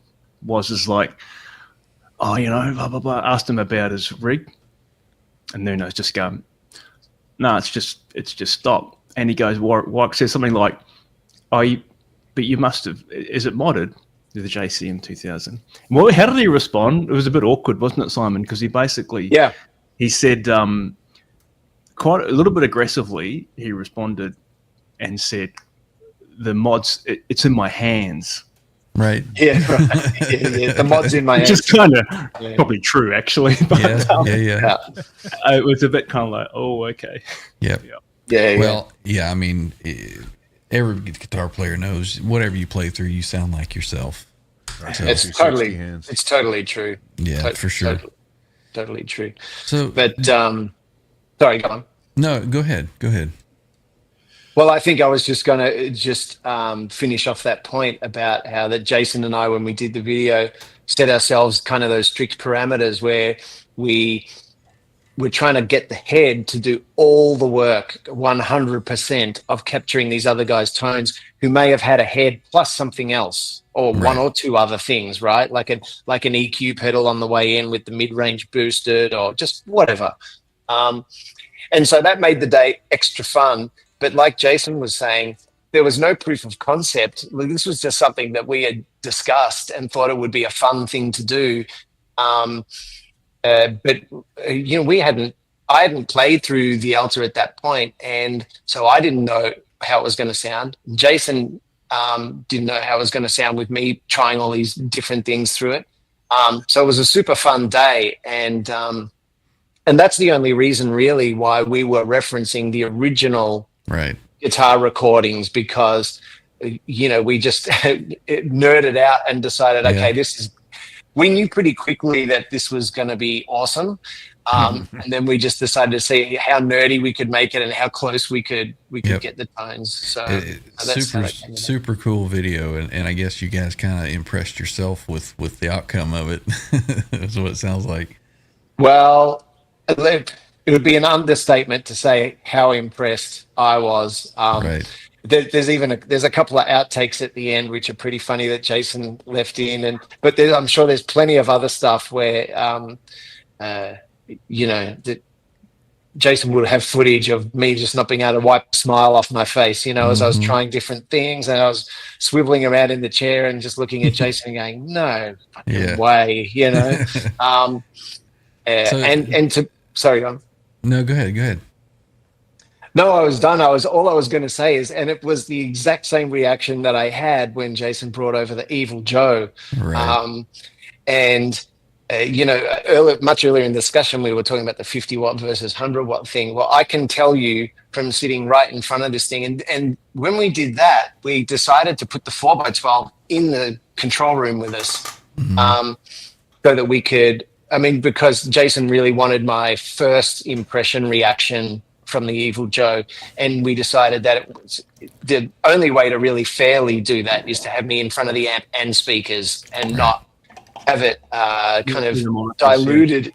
And also you get the sound pressure level and the volume, and it's that's how we all grew up. I think probably the first 30 minutes of whatever footage Jason took is unusable because it's just me playing three chords and then stopping and looking at him and just smiling, and then twisting a knob and then playing some shred lick and then stopping and looking at him and just smiling. And and I was given that the Evil Joe comes from the brain of the same amp designer as the Alta, I was very pleasantly surprised really, how different they are. And just like John was saying earlier, the reason that Jason's selling both of them without the sales of the Alta being that affected is clearly because they're different. They're apples and oranges, And of course, that's what Jason would have been going for. And I think that the fact that Joe Barresi wanted a 50 watt helps with that, because they've got different back ends, for a start. And then the architecture of the front end is different too. But the Evil Joe is a fun, amazing sounding amp. That's for sure. Cool. So both of these things grew out of both of these amps grew out of mods that I developed. I've been doing for quite some time. Yeah. And I guess the circuit that's in the Evil Joe developed over a number of years based on people that was as always Marshalls. Like I've modded other amps, but they're all, anything that's come here has kind of been some derivative of a Marshall anyway. Right. But you think about, kind of like most of the stuff that gets sent here at any point in time, there's always a couple of Marshalls sitting there ready to go in the workshop. It could be a couple, it could be half a dozen or whatever, but there's always something. Bo was asking just real quick, do you do any modifications when you go to Indiana for any other I have done, yes. So we did, so Shay is, so it's in Bloomington, Indiana. Okay, that's where Shay is and where his workshop is.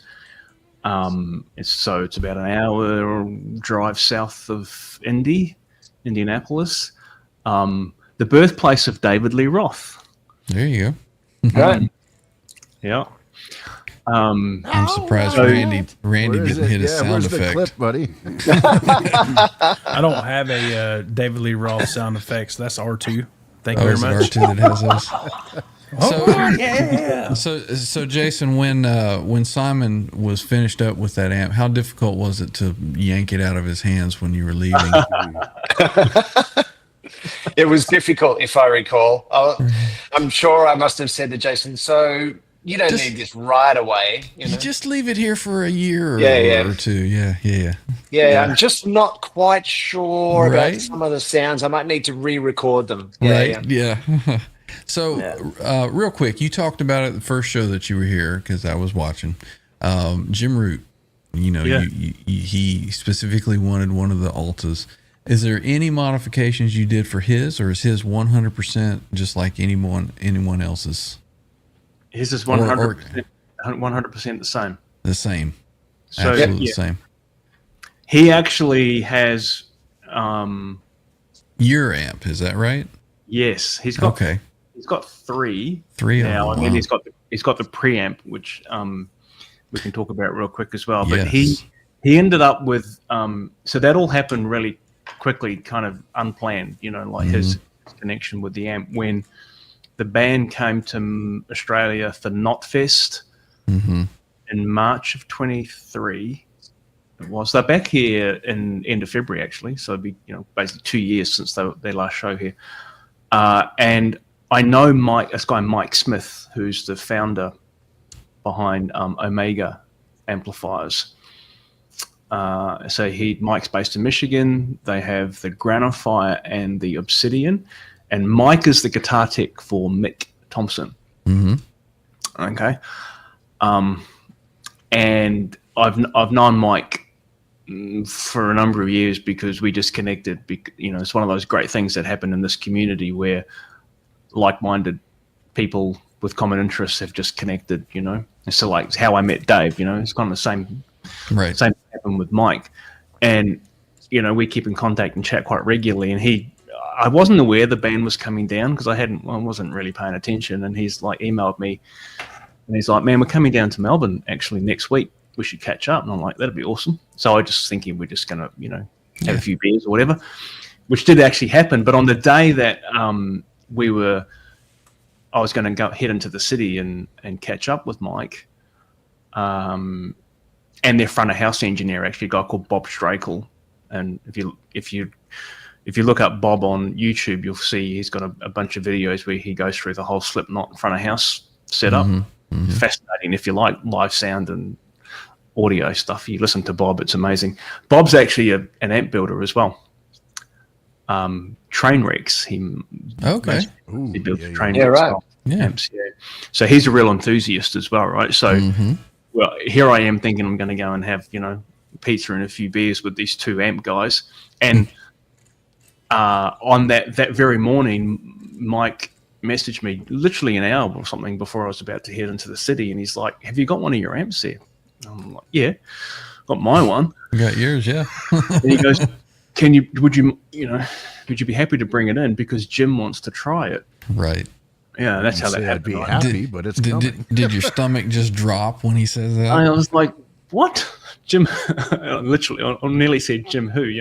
Right. I knew who he meant, but I was in disbelief. Like, what? And he told me afterwards that Mike had said to Jim when they were flying, they'd just done a festival in Indonesia, in Jakarta, and they're flying down to Australia. And when they're traveling, Mike had said to Jim, "There's this dude in Melbourne who's just released this new amp," because at that point it had been out for a few months, I guess.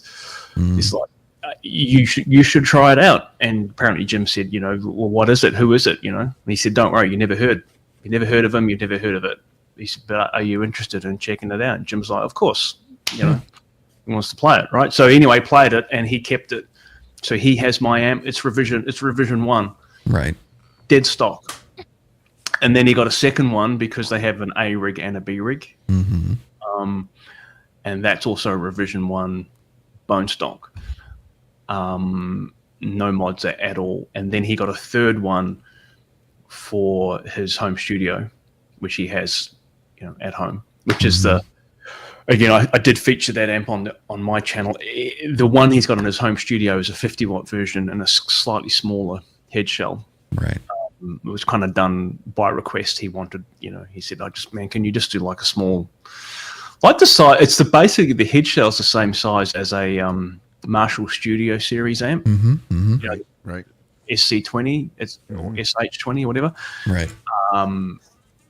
It's exactly the same size, but it's 50 watt. If you think about, well, if you're careful with your measurements, you can get a 50 watt amp inside one of those head shells.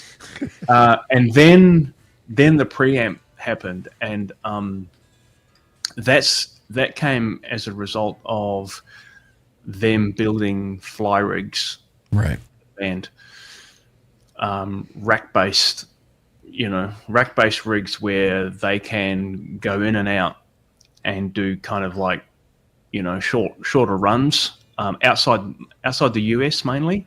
Yep. So, down to South America for a run of dates, over to Europe, whatever.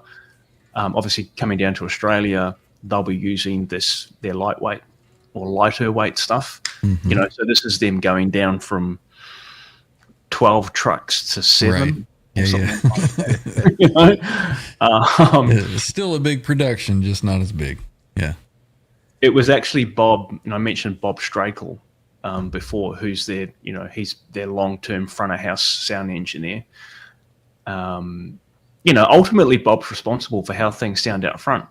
Mm-hmm. I've got to know Bob and kind of like really trying to understand what that job might be like. Like if you're a front of house sound engineer for a show of that size, I'm like, dude, you got a lot on your shoulders, man. And he's like, yeah, yeah, it's a pretty important role, And so he actually, because with the technology that's around these days, right, every show gets recorded, multi-track, and he can play back.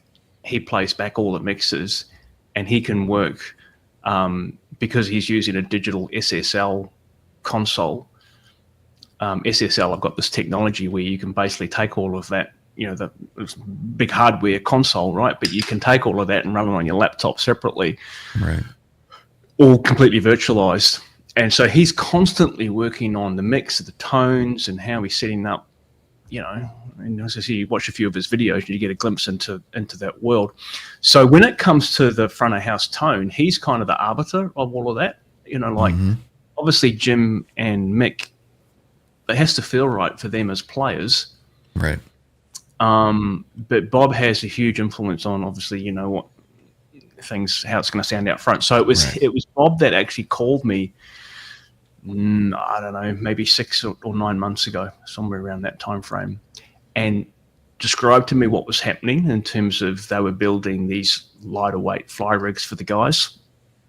And it was, kind of Brad, who's Jim's guitar tech. And you've seen Brad, like Jim just did a couple of rig reviews. They're up on YouTube now when he was in the UK. One on Anderton's with Lee, the captain.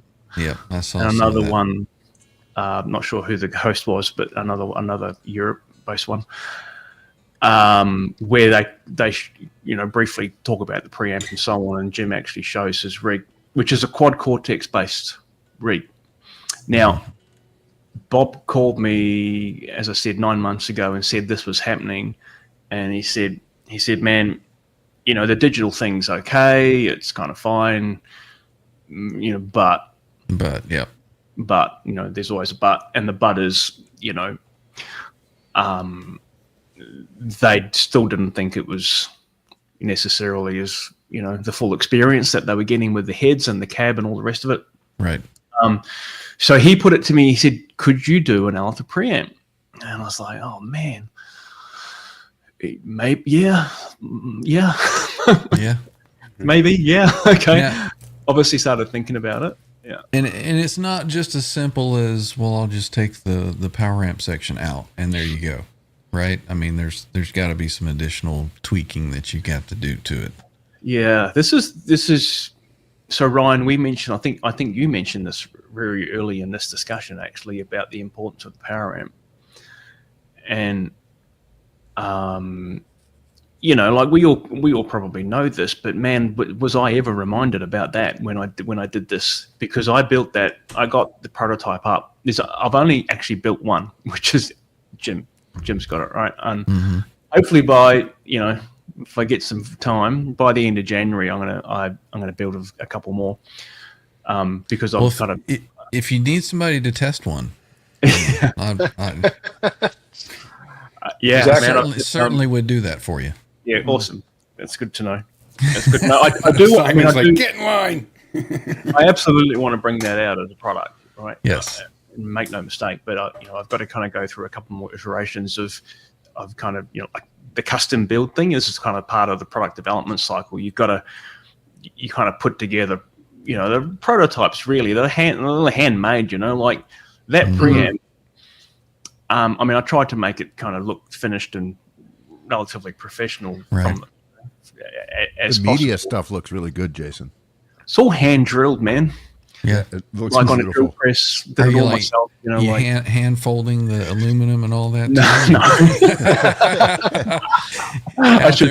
Out there with you can buy machine. Like the local electronics store here, one of the kind of hobby supply places here in Melbourne. You can buy rack kits, for hobbyists. People build hi-fi preamps or God knows what else in them. So that's kind of that's where it started. But I designed up some faceplates and got those made, and you just kind of put these things together. And once you settle on the design, then I'll draw all that up in CAD and I'll get enclosures fabricated properly and all the rest of it, right? And there's a few different options for that, including KSR, because they do.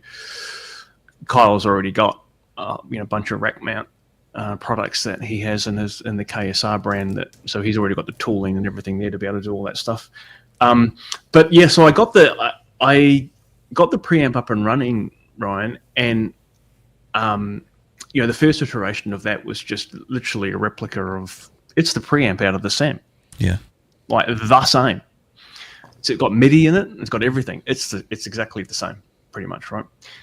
And then it's got an effects loop in it. Okay, so the preamp actually has it's got a stereo effects loop, a mono return and a mono send and stereo return. That was my next question. Thank you. And then stereo out, because obviously when I was thinking about preamps, I was instantly thinking, stereo, stereo power amp, stereo rig. That's how it was, right? And how it should be with all that stuff. And so I was thinking, okay, so I'm going to have a stereo return on the effects loop, and then the return stage of the loop can then drive the outputs, because then you could take it out to a power amp and then you could drive a cabinet. But I found quite quickly, of course, that if you don't have the tube power amp imparting its character on that sound, it's flat as. Like the sound of a tube preamp put into a very linear power amp, like a solid state linear kind of hi-fi style power amp, and then put into your guitar cabinet, it's sounds like ass. Pretty sterile, man. It's like oh man, it's just not there, like it doesn't have that bottom end thump. Yep. And it doesn't have that top end sizzle. That we like, and this is where, if you think about your amplifier, and they all kind of modern high gain stuff has this, right? A presence and a depth. Yeah. That's working in the power amp. Yep. Okay. We probably all know this, but the presence and the depth circuit are in the negative feedback part of the power amp. And so those controls allow you to shape the response and character of the power amp. And in these high gain amps where you have that, you want that thump, that power amp is a hugely important part of it. So what Jim's actually doing with his preamp is he's got this is all facilitated through Brad Clifford, his guitar tech. I did a whole lot of captures of the Alta power amp quad cortex captures, because I knew that the way that they were going to run this preamp is in his rack where he's got his quad cortex. Okay. Right. So it's analog, all tube analog pre, out of the preamp into a power amp capture, which if you listen to the power amp capture on the quad cortex, it's just clean. It's like, just sounds like. Yeah. Yeah, right. But it's But got it adds that back in, yeah. It's got that response curve, or it's kind of like got that, that it's got that tube goodness in terms of the character that imparts, and so with that preamp into that back end, that's where it's like it sounds the same, like in terms of the tone that you get through studio monitors, or into your DAW or whatever recorded, and for them into the PA, Yeah. I couldn't distinguish it between the actual head and the preamp, because in the preamp I had dialed it in to be the same. It's the same components, the same voltages, same circuit, and all the rest of it, which then led me to my next part, which is when I talk about the next cycle of product development for the preamp, is I'm exploring options for embedding that capability into the preamp. Right. Yeah. Okay. So this is like the Friedman IRX and the Soldano, X88 IR, whatever. X88, yep. And the Synergy, the brand new Synergy head that's just about to be released or has been released or whatever. Right. And, the whole Boutique Amps family of products are all embedding this technology now, right? Which is, I think, super cool, where you've got a tube analog pre with a digital back end. And the digital back end, kind of needs to be power amp modeling and IR. Right. So you've got, preamp and the power amp and the cab. And with that embedded, you could then literally come out of that preamp and straight to your desk. Yeah. Yeah. Yep. Well, see, that's what over here I've got a second I call B rig or B desk. If I ever had a guest, and I wanted them to play, I've been going through all kind of different iterations of try this combination and this combination and that combination. That's pretty much what I wanted over there, was something silent that you could just plug a guitar into it and then go straight into the desk. And so far, the Synergy is kind of the best that I've found based on what Jimmy was doing with his, and then Randy then got that as well. So I have one as well that I've been toying with, but it's still not quite there for my ear. So what I'm really interested in knowing, actually, and I'm going to ask you some product development questions on the fly here, but given you guys are using these products, I'm super so I'm aware that the Syn 2 or whatever it is, like this is the rack mount, rack mount unit, right? And you can put two modules in or whatever.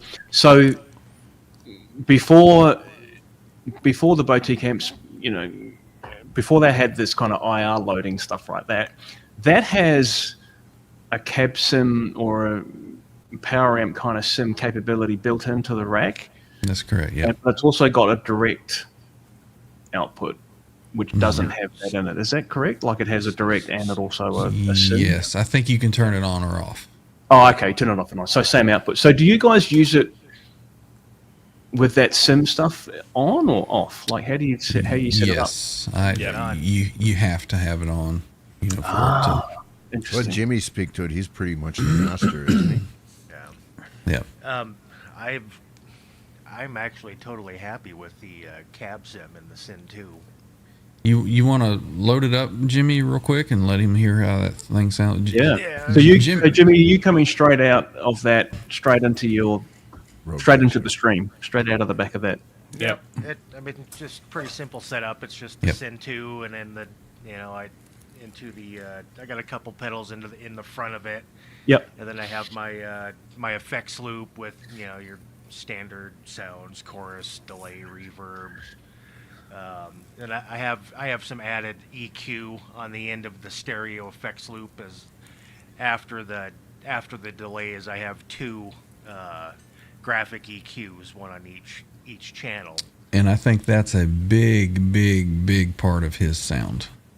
Right. Those EQs on the end. And then just it's stereo out into a Rodecaster Pro 2, and that's about as basic. What do you as do can with the get. EQ curve? Are you kind of rolling off some top end and boosting the bottom, or what are you doing with that? I'm just basically doing the old smiley face, Oh, yeah. EQ curve, and I kind of try to adjust them a little bit different for each channel. That way you can kind of get a little bit more separation, and one side sounds a little bit different than the other channel. Yeah. Fire it up and give him a little sample of it. But I want to ask Jason something before I forget. With the Alta, it's once you kind of have your gain level set and your tone stack set the way you like it, pretty much everything that you touch, like the clipping diodes and the bright switches and all the rest of it, it's just all, everything of it is all done, and it comes out very, very well. It doesn't matter, even if that's not what you're particularly looking for, it still sounds like a great example of that. My question is regarding the response knob, because that thing is probably, I would say, almost one of the most powerful knobs on that amp. Yeah. And it does a huge amount with the tone shaping, I find. Yeah, 100%. And it's awesome. It's absolutely awesome. Yeah. So that's controlling overall negative feedback. Right. Actually, right. So it's people come up with different names for these things, but it's so like on the amp, it's like it's sitting right in between the depth and presence, isn't it? You got the three knobs and the power right down here. Yep. The power, controlling the power section is depth, response, and presence, because they're literally all connected. Yes, Dan, we're going to do it, man. Because the depth and the presence are part of the negative feedback circuit. Right. So depth obviously is controlling bottom end and the negative feedback. Presence, high end, and the negative feedback, which in turn controls the response of the power amp itself. And then the response is how much of that tone shaping. So if you turn the response all the way off, all the way to zero, it's actually truckloads of negative feedback now in the amp. Right. And that makes the whole kind of power amp a bit darker and a bit more kind of damped and a bit tighter as well. And one little trick, John, I don't know if you've played with it. I have talked about this maybe once or twice on videos, but if you turn that response all the way off, right, or close to being off, it'll kind of get super dark. Yeah. Just crank the presence up. Like bring the presence all the way up to 8 or 9. And all of a sudden it'll come back at you and it'll be balanced again. Right. But the amp will sound completely different. It'll sound more like almost like a Mark Series amp at that point. That was my point of saying, is that I have done a little bit of mucking about with it, and you can get Fender cleans out of this thing by just mucking around with, it seems, that knob. I mean, it's odd, and it's fantastic, because I know Dave's amp, the BE, has one of those, or a variant, or a three-way switch for negative feedback. But this is a it's like almost like a mastering knob or something. The way you can fine tune with it, or you can make massive changes with it. Yeah. And change it into a different amp altogether, basically, like you said. Jimmy, you good to go? Right on. Yeah. So that you know what I'm running through, Jason, is basically I've been using the same two modules I've had this for probably 6 years now. Okay. And when I first got into it, there was a limited amount of modules, and the two that kind of stood out to me was the BEBB and the SLO module. Right. And I've bought a couple other modules, and I keep going back to the to the BE. And I'm now using the SLO2 because of the 2 channels, because that was like the first thing that I thought. It's like, wow, this would be great if there were 2 channels and I could dial one different for for lead sound. So it works pretty good for me, because I go I have clean all the way up to a lead channel, so I got 4 channels clean to lead. And Is that SLO2? Does that have like a tight yes. switch or something on it? So the original SLO module has the tight built into it. Oh, I see. So version 2 they give you the option between tight and normal On both channels. as well as overdrive and what is it, the normal and overdrive channel, separate switches for each. The SLO2 I found a little bit aggressive and a little bit too compressed, so I put 5751 tubes in it, and it calmed it down a little bit. So now I can, it makes the gain knob a little bit more usable, and it just, it's still compressed, but it's not as compressed, and it just sounds a little cleaner. But see, I think that's a point that Randy was making earlier, is that the way that we're using it, going straight to the desk instead of going to a power amp and through a cabinet, we have to make some adjustments for what we're doing. But hit a couple chords, Jimmy. I mean, listen to how this sounds here. So this is the BE channel. I got most of the goop on what I usually play with. So.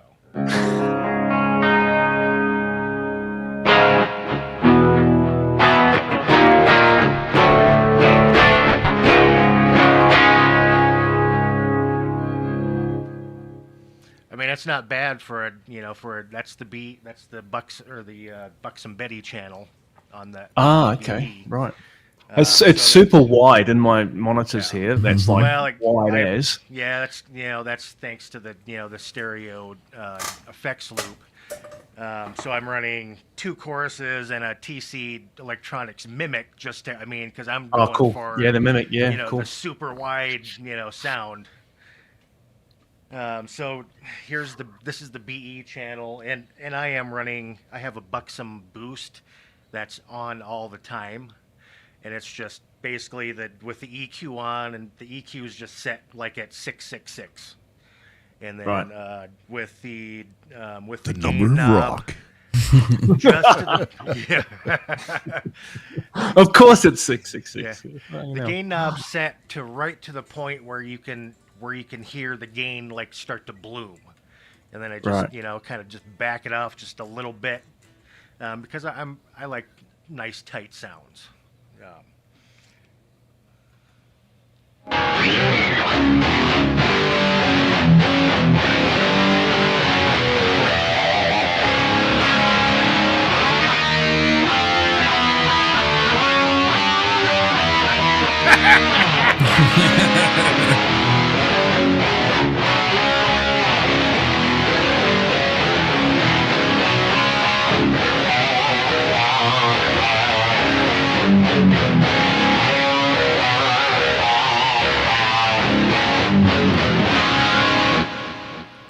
And typically when we mix that in with our backing tracks and so forth, it just sounds, pristine.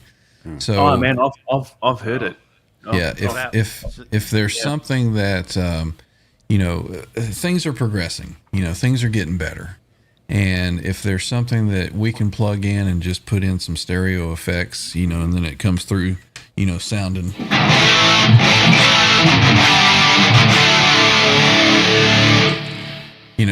I'm all for it, So the trick, Jason, I'm trying to do is get that wide, massive spread without the detune. I haven't quite figured that out. Yeah. So have you tried? Because I've been experimenting with the same thing, right? So with this covers gig that I'm doing here at the moment, everyone's on in-ears, which when I first started playing with these guys, I was like, oh man, this sucks. So bad, because it was all silent. So I had my quad cortex, and that was, it's a handy tool for that. When I had captures of my amp, I got captures of the whole head. and I kind of started, rehearsing and stuff with that. But pretty quickly I transitioned into the rig what I'm using now, where I'm actually using a head and the cab on stage. Yeah. So I've got some volume. It's not stupid loud, but it's loud enough that you can kind of like you can interact with it, and you got that feedback loop that we all love, right? You got to have it. Like you can get feedback if I need it, but even just the feel of that is so important, And I've still got my in-ears in, but I'm kind of using that mainly to just make sure I can hear myself super clear, and vocal, right? I want to hear a singer. Like, I want to hear the vocals, Everything else I can kind of hear, I can hear the bass guitar because it's just everywhere. And obviously the drummer's just loud as hell, so I can hear the drummer. He's playing an acoustic kit, so it's just loud. I don't need that in my in-ears, So anyway, but what I'm doing is I'm actually, whilst I'm kind of running the traditional cab, I'm not miking it. Okay. And I'm very similar to what John's setup is right now, and even what it's going to be. I'm not using a reactive load because I don't need one. I've got a cabinet, but I'm tapping off a line out. Yeah, similar to what I'm doing speaker here. Yeah, and I'm bringing that back into the quad cortex or an FM3 or whatever, right? It doesn't matter what you're using.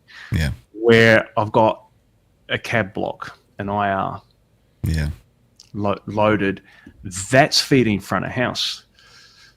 Yeah. So and it's feeding my in-ears. So what I'm hearing here, and what the other guys in the band, if they happen to have my guitar in their in-ears, I don't know if they do or not. I don't care. What they're hearing is the impulse response rather than a mic that might be placed in a different position today than it was last week or whatever on the cabinet. But my most recent discovery with this is splitting the thing into stereo field by using just a 3 millisecond delay on one side. It's incredible. Now, Steve Vai used to do this with his SDE 3000. Right.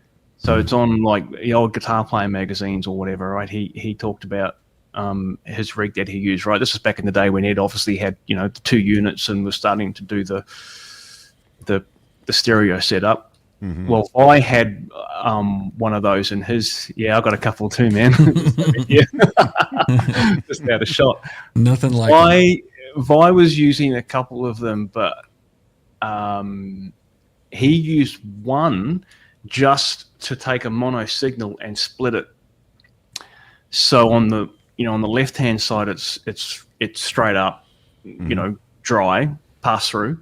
Yep. And then on the right channel, or vice versa, it's a 3 to 6 millisecond or so delay.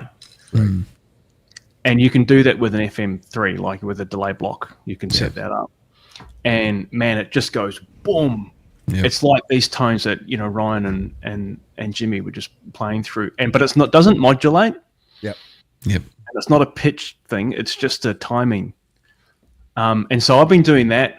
The quad's got a little, I can't remember, it's a new thing that they've introduced with latest firmware or whatever. It's got the same thing.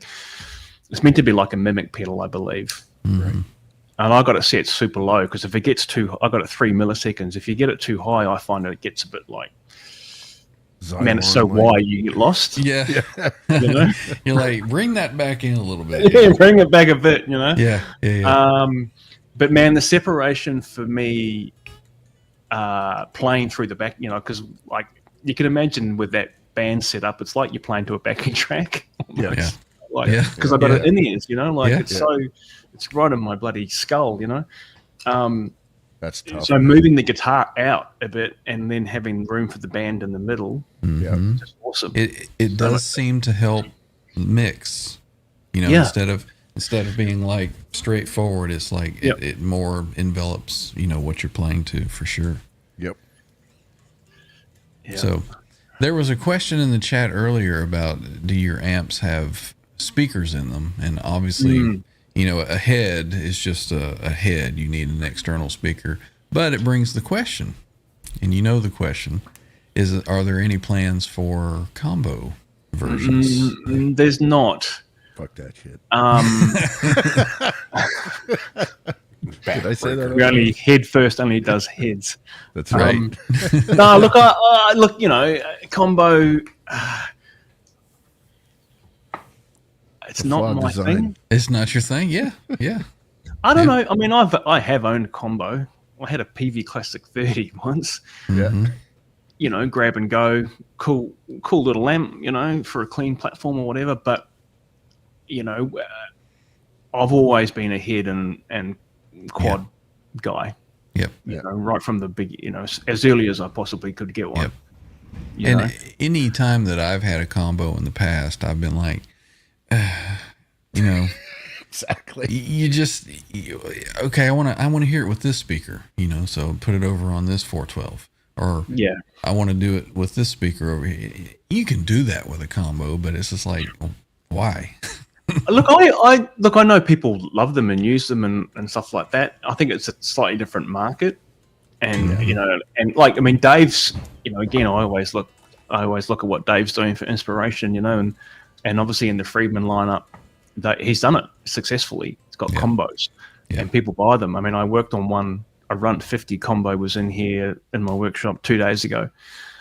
You know, it just a very small repair job, which. Yep. This is kind of, again, tells you what Dave was like, right? This guy contacted Dave and said the power switch on the amp had failed. Dave sent me 4 replacement power switches that turned up like a week later. And he sent me an email and said, oh yeah, this guy's going to come around with his amp. I've sent you some switches that you can use to, you know, the guy, and obviously the customer, this guy Zevon, who owns the amp, he's like, I emailed Dave, and he goes, I didn't even expect a response. He goes, half an hour later, I had a reply from him, and he told me he was going to send you, Jason, you know, he was going to send you out some replacement switches, and that I was to bring the amp around to you to get it fixed. And I'm like, yeah, that's what he's like. He's like, this guy's ultimate customer service for sure. Yeah, so like, and this guy, you know, he's a kind of blues rootsy player, Right. Yeah, he sings and he plays guitar. He's a great player actually, and he's like, man, yeah, he's like, he asked me, he's like, are you going to do combos? And I'm like, I don't know, man. It all depends. Can you go fuck yourself?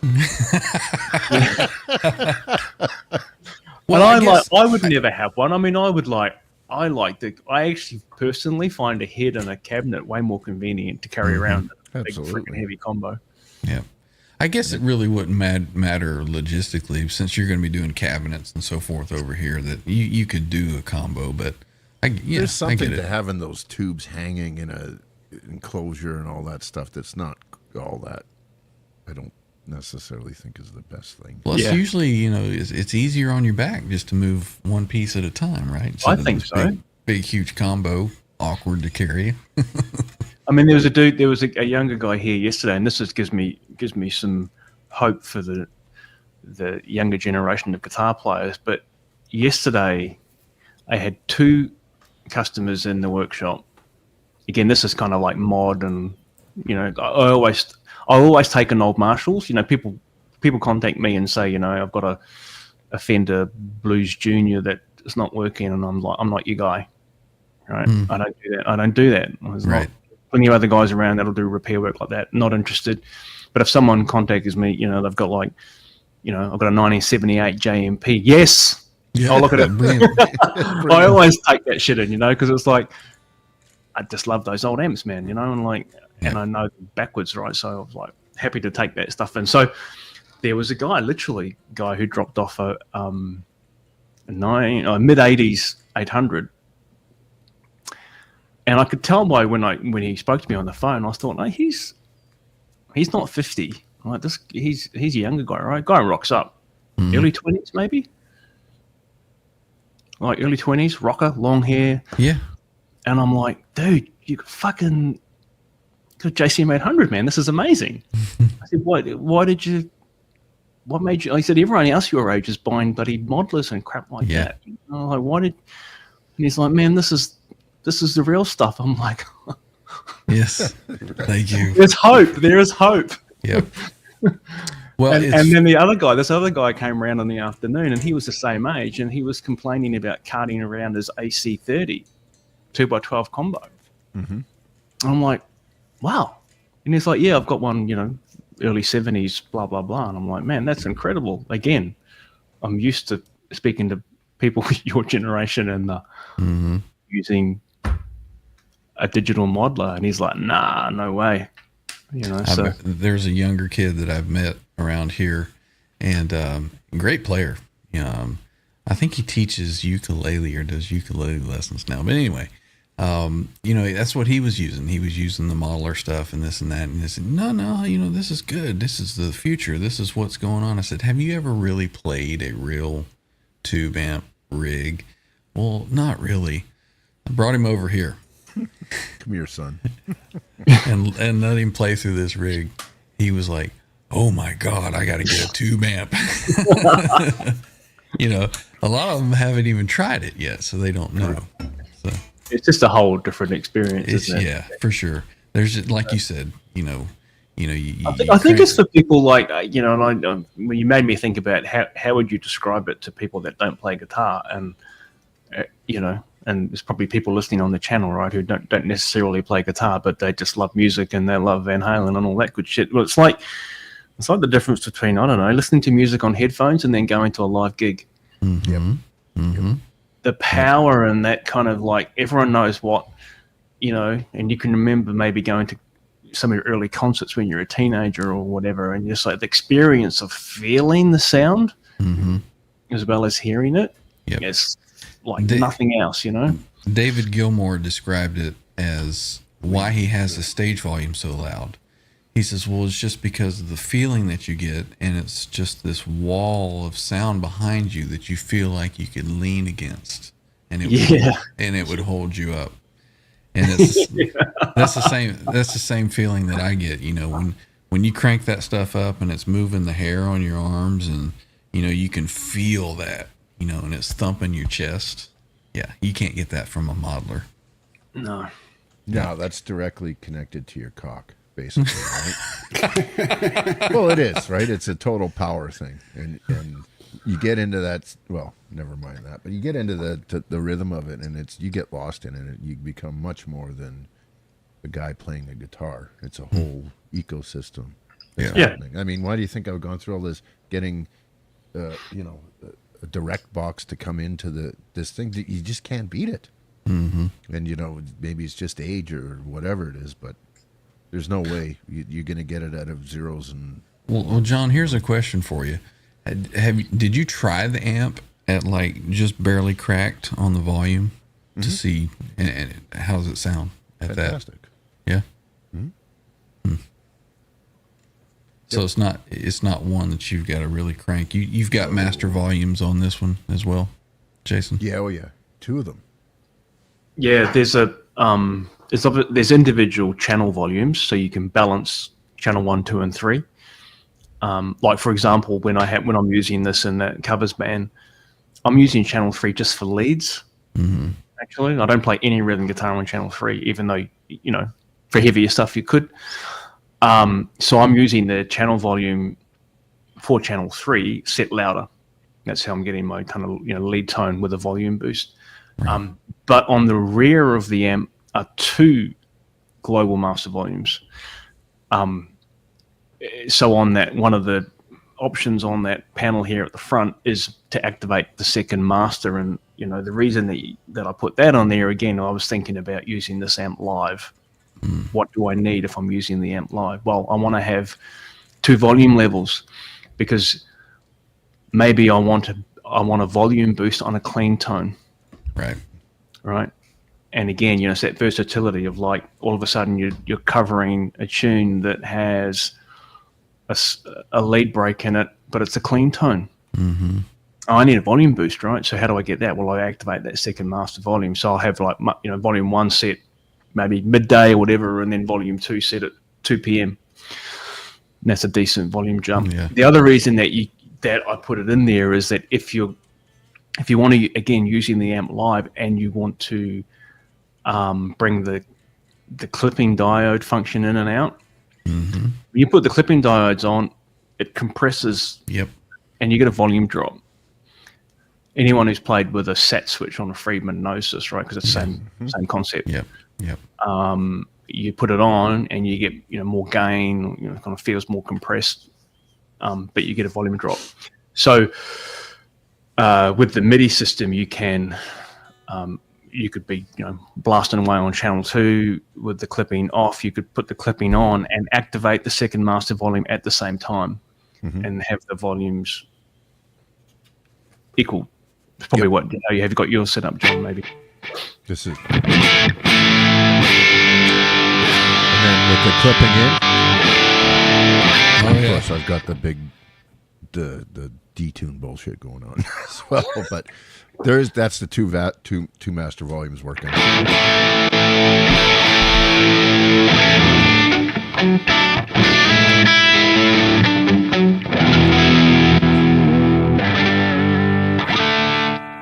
Sounds great. Sounds great. Is that your Pete Thorne? That's your Pete Thorne? Huh? Yeah. And you changed the pickups in it. Yes, on the advice of Randy and Jimmy, I put in a tone zone and an Air Norton because it was so bright. The guitar. Yeah, they are, aren't they? Yeah. How are you liking those pickups in it? It's great so far. Yeah.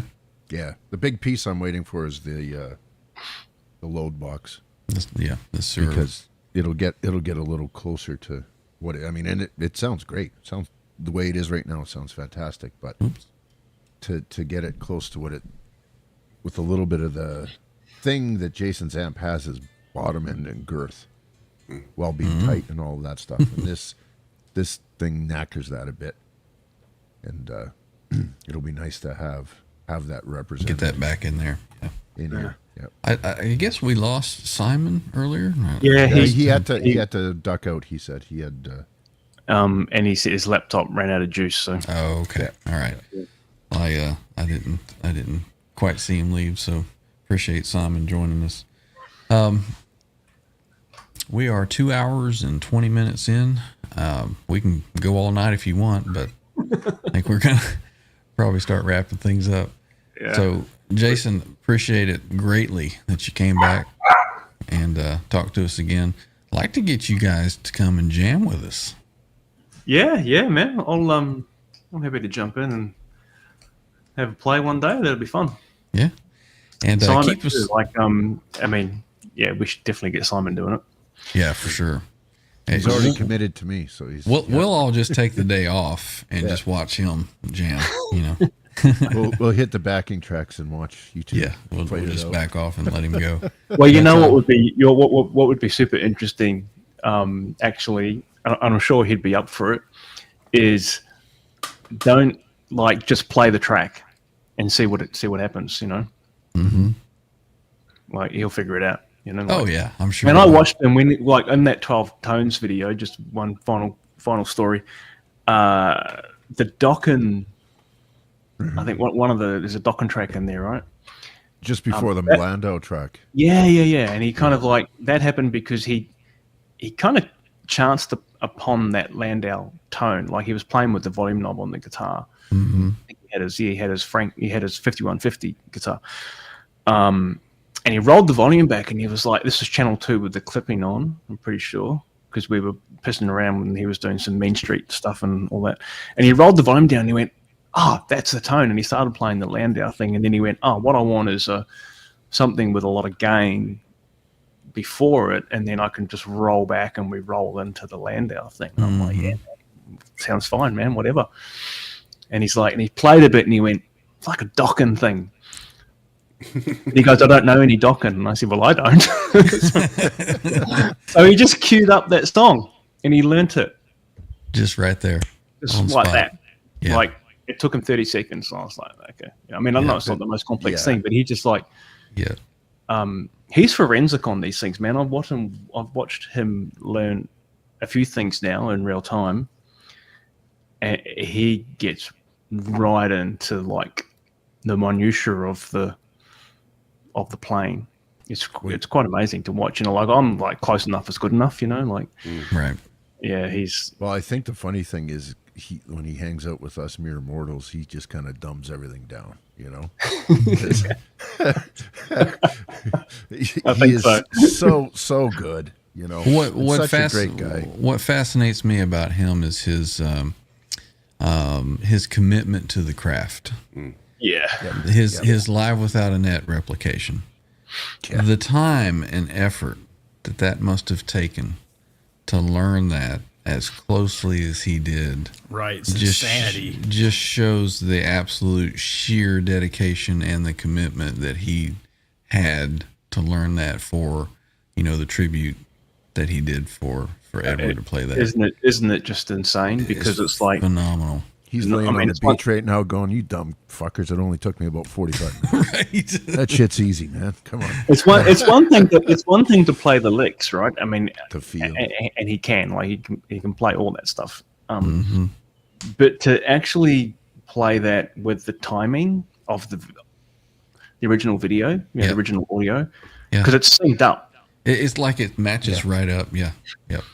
That's the bit that is like, and I've had I've had a glimpse into how he sets up to do that, and it's just like, man, it is so close, so spot talk on. about commitment to the thing. That was the other thing. Just one more story about Simon, but that little encounter with Nuno that we had backstage after the Extreme gig, he turned around and he saw Simon. Nuno did, and he gave Simon a hug.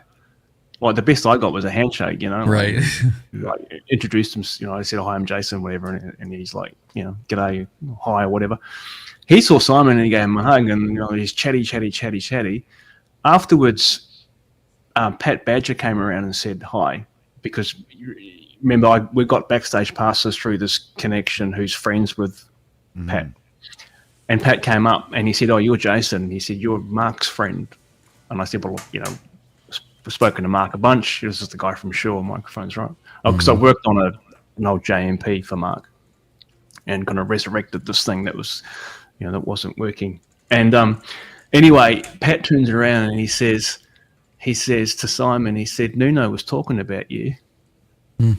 We're all like, I was like, what? And Simon's like, what? And he goes, yeah. He said, you're recognized as being one of the best Van Halen guys out there doing it. Yeah. Even Nuno knows. Yeah. So, yeah. Before One of the we best. part, That's I a do pretty high honor. Yeah, one of the best I've seen. Before we part, I do want to say this. When I got the amp, the first thing I did was I took it out of its head shell because I'm a fucking lunatic. And Warranty void. Right. what that thing looks like on the inside it's like a surgery's table. Like it's just absolute flawless inside. And the cool circuit boards are white. It's awesome, man. It looks just as good on the inside as it does on the outside. I think I sent Randy a picture of it. Put it on there without the head shell. Very cool. I think I responded with, well, that's a good way to avoid your fucking warranty. So what do you mean? Jason doesn't cover them all up in goop, so you can't reverse engineer it? Yeah. God forbid John have a warranty problem. Jason's like, oh, fuck that guy. He opened it up. Well, actually, when I flipped it over and looked inside, I said, fuck you, John. And from Jason. So I knew you were going to do that, you prick. Right. Drew a dick and some steaming dog shit in there for you. Nope. It's got your signature on the inside and everything. It's awesome. Yeah. Well, for sure, keep us updated on how the preamp thing is going because I was really interested in the Soldano one, the X88 IR or whatever that was.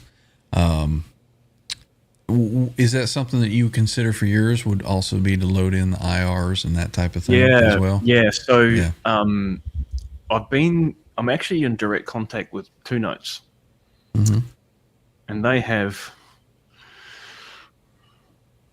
It's a bit out of focus on the thing, right? That is their embedded DSP card. Oh wow! Or board, whatever you want to call it, right? This is a product that they that manufacturers like myself and others can embed their technology into their unit. Okay.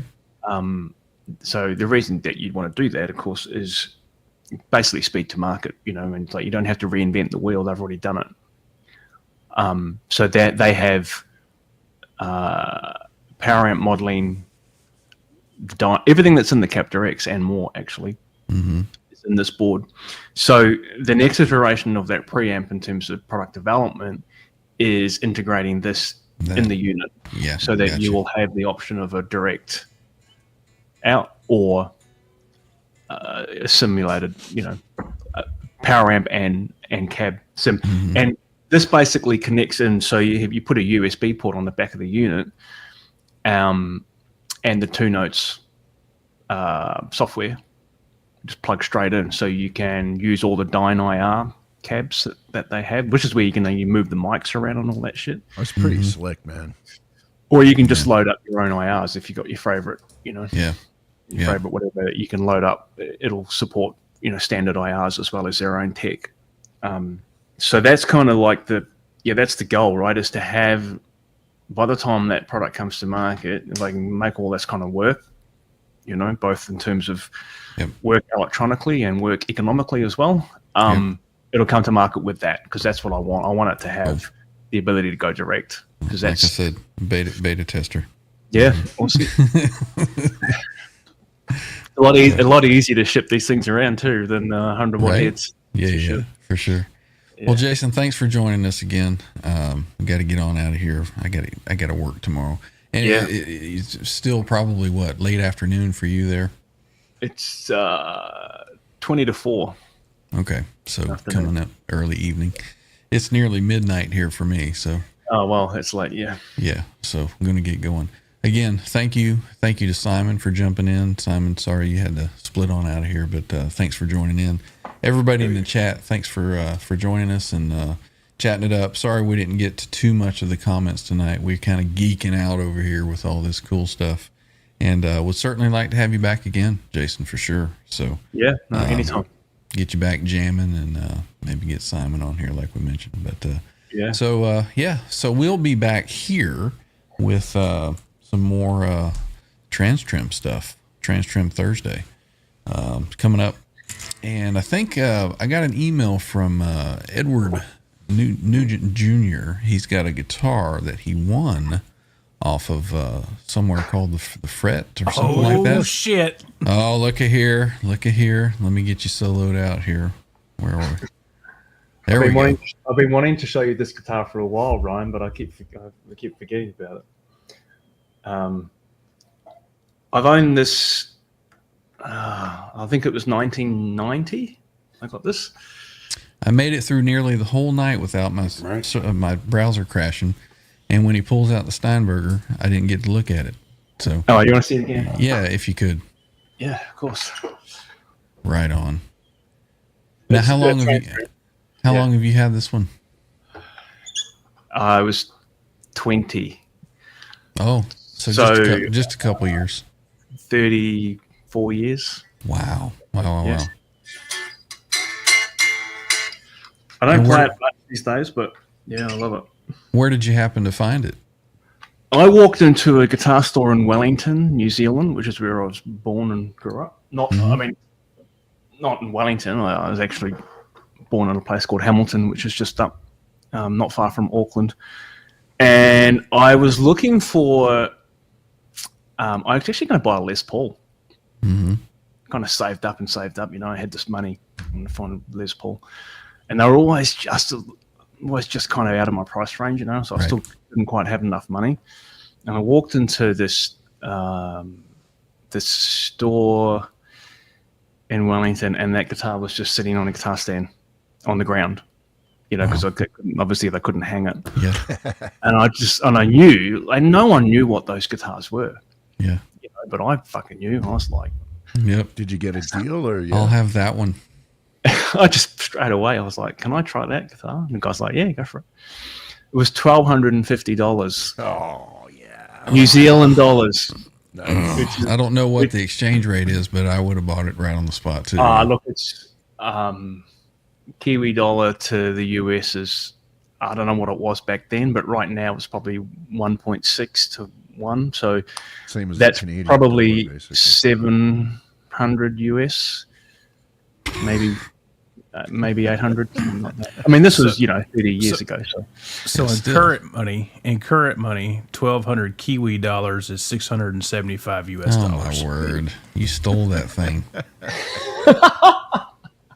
That's I'll awesome, never man. sell it, man. That is No, going no, to no, the no. grave. That So can thing you play now all- is worth more than that Les Paul you were looking for. I'm sure. Yeah. What do you reckon? What do you reckon it would be worth? In that condition, Pretty mint. Yeah.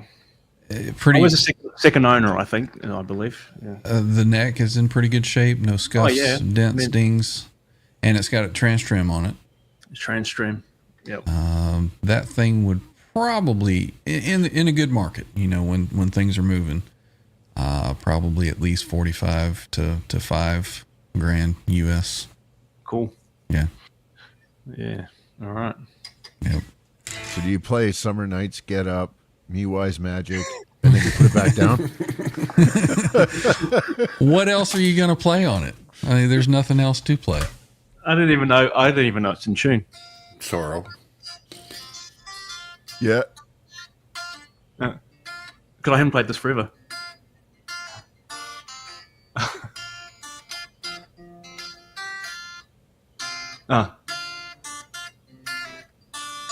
I can't remember how to play it. But yeah, that's up a minor third.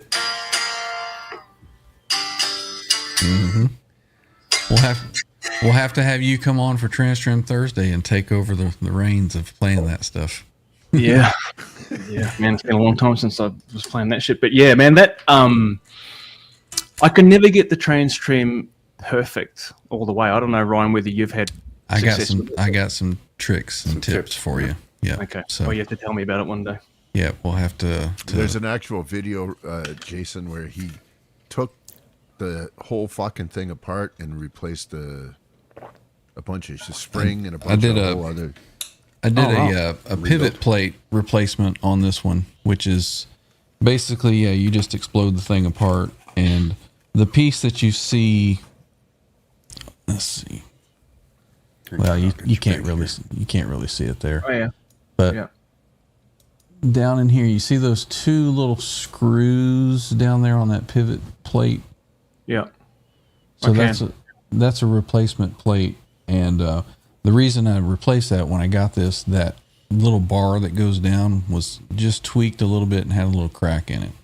But yeah, they're not that complicated when you take them apart. You see how they work.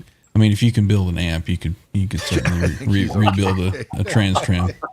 But there's definitely some tweaks and secrets to getting this kind of dialed to stay in tune. So yeah, we'll hook up at some point. We'll go over a couple little tricks. Cool. But yeah, we keep trying to get out of here. All right. Put the guitars down there. Yeah. We'll see everybody here Transtrim Thursday night at 8 p.m. Eastern, and then once again on Sunday for our community jam. Anybody's welcome to send in some videos of your recordings for Sunday. We'll put you on, or we'll have you on live. But for Thursday, Edward had a guitar unboxing that he wanted to do, so he's going to be coming on Thursday, and we'll get that done for him. Got some stuff that was sent to me as well, a couple of little unboxings for Thursday, so we will see everybody then. So once again, appreciate it, everybody Thanks, coming brother. out, Appreciate it. hanging out with us. Big thanks to Jason for sure. Super cool. And we will see everybody next time. Once I get over here, get to that. So hang out just a bit, Jason, if you don't mind, and we'll say some goodbyes backstage in just a bit. So later, everybody.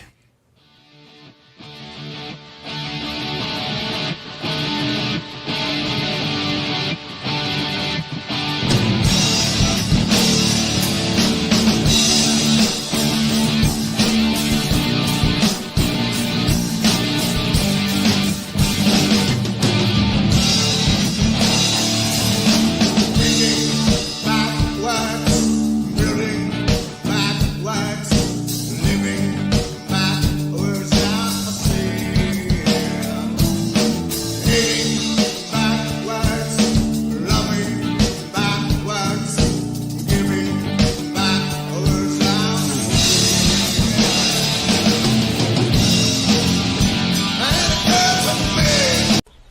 woodpecker?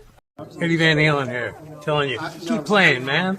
Gotta keep playing. It's the only thing there is. Music, man. Keep playing. All right? I'm gonna come looking for you if you don't.